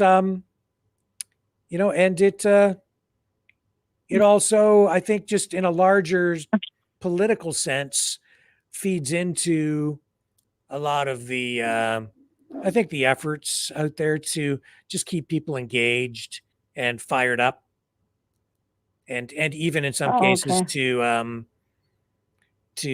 donate to political parties or political groups, or even online influencers, streamers. Everybody had their own little agenda aside from that, is what I'm saying. Different reasons for going down there. Donate to me, or I'm going to go and tell you the truth. Or, Yeah, it's just kind of weird because I never heard actually what happened. Like, it was over and then that was it. Like, it's not over. Like, obviously nothing got solved. The immigrants, the migrants are still coming through, obviously, I'm assuming. Yeah, less, because they have the razor wire, and the National Guard is now kind of involved in a different way. So they've apparently reduced the flow, but it's not over. Well, speaking of the National Guard, I think Trudeau should be sending some enforcements down to Halifax, Cape Breton, You know, those people are buried in snow, Oh, like the literally big storm buried. out there. Yeah, that's huge, right? I mean, I've been talking to one person down there in Halifax, and they're still digging out. Another lady put a video up of her sister that lives in Cape Breton, and her husband's in a wheelchair, so her husband can't help her, and she's trying to find her car. She hasn't even got out to her car yet. Yeah. Can't find her car. It's buried. Halifax had 87 centimeters of snow at the airport. So obviously planes weren't flying, and I kind of joked on that one. I said, yeah, because they probably couldn't find the planes. But no, in all seriously, they need help down there. I mean, they're just, I mean, you know, you got all that weight of the snow on the rooftop, and then you have like maybe chimneys blocked off and stuff. It's actually a safety hazard in a lot of it, you know. Like, yeah, it's really cool to see, but if these people can't get out and about, or they get, you know, pipes in their house, you know, like they showed one apartment building, the snow was so heavy that the people living on the ground floor, their windows were smashing in and the snow was coming in. Wow. Like that. Yeah, that's how much snow's down there. So I think one place got 115 centimeters or something out by Cape Breton. So I think Trudeau should be, they should be sending the, you know, our military down there to help out. I really do at this point. Yeah, here I don't know why he's not addressing that. Well, yeah, he did send a message to the premier out there and said that the federal government is ready to help or whatever. But here's some photos. I can't fathom that much snow. It's crazy. Crazy. Lots of snow. I haven't seen snow like that. I don't know if I've ever seen that much snow. You know, usually Newfoundland out that area will get quite a bit, but not more so in where they are. Like I guess New Brunswick didn't get really hit at all. It was more like it went up Halifax and then it went up to, I think Prince Edward Island got quite a bit of snow from what I heard. Yeah. Which is kind of how the storm, and it just, you know, it's just, I can't even fathom that kind of snow. Can you imagine having to shovel that if you didn't have a snowblower? Oh. Yeah. And how do you even get out of your house if you open your door and the snow is right there? You'd have to bring the snow in. You'd have to be digging and literally throwing it into your tub because how can you get out to start digging? It's like that's crazy insane. I feel sorry for those people down there. They'll be digging out for a long time. Well, you know, I can remember back in the 1970s. Anyway, that's my rant for the night. I can remember in the 1970s, we have photos of a few years where we had snow that was so high, it was as high as the house, and very similar to what you're looking at in. Really? Years, yeah. When I was a kid, I can remember years like that. I've got the snow in London, Ontario, as high as the house in the 1970s. So, wow. Yeah. That's insane. It was insane. That's just stuff. Yeah, that's crazy. They had to bring out the relief. They had, I remember during vehicles that they called out to provide assistance to people. I remember the light armored vehicles driving down the roads during those storms back then. And I remember walking to school. Crazy. With the drifts higher than my head, you know? Well, not so much the drift, but, you know, the side of the road, right? So the plows would go by and it was piled so high. Yeah. It was way, way, way above your head, you know? So. You know what I used to hate when I was a kid? So on my street, you go down and then it kind of went around a little bit of a bend. So our house was kind of on the bend, right? So you'd go out and you'd shovel the snow and you can see the plows around all the other streets, right? So you figure, okay, I got time. You know, as soon as they get in your house, and it's like they wait, okay? As soon as they go in and the plow goes by, and then you got to go and do your driveway again. God, I remember that as a kid. I used to get so angry. It's like, oh, you know, you could have come down while I was already out. But anyways, that's my rant for the night. I'm not trying to upset anybody, but I think that we should all be really, really concerned at this point because things are escalating pretty quickly. what's going on in the world. True enough. Yeah, true enough. Well, thank you very much, Chris, for the call tonight. Appreciate it. You have a good night, Rick. Talk to you later. You too. Bye-bye. See you. Bye. Okay, we're going to pull out of that. And yeah, that'll do that. I just need to click a couple of buttons here, folks. Hang on just a sec. And that'll wrap it up for tonight. Appreciate you guys spending the time here with me as usual. It's been a great evening. I will be back tomorrow night, same time, same channel for a special broadcast. We have a special guest joining us. I don't want to spill all the beans, but there is a new political party starting in Canada. And we have the leader of that party who will be joining us tomorrow night here on Maverick News. So if you're fed up with the two-party system, three-party system, or four-party system, however you want to look at it, the uniparty system, the five-party system, there might be an alternative out there for you. And this party is being led by somebody who has some real credibility and I think some real support behind him. So he will represent a viable alternative, I think, for some people. Find out more tomorrow night, 6 p.m. Eastern, right here on Maverick News. Love you guys. Catch you all tomorrow night on the flip side.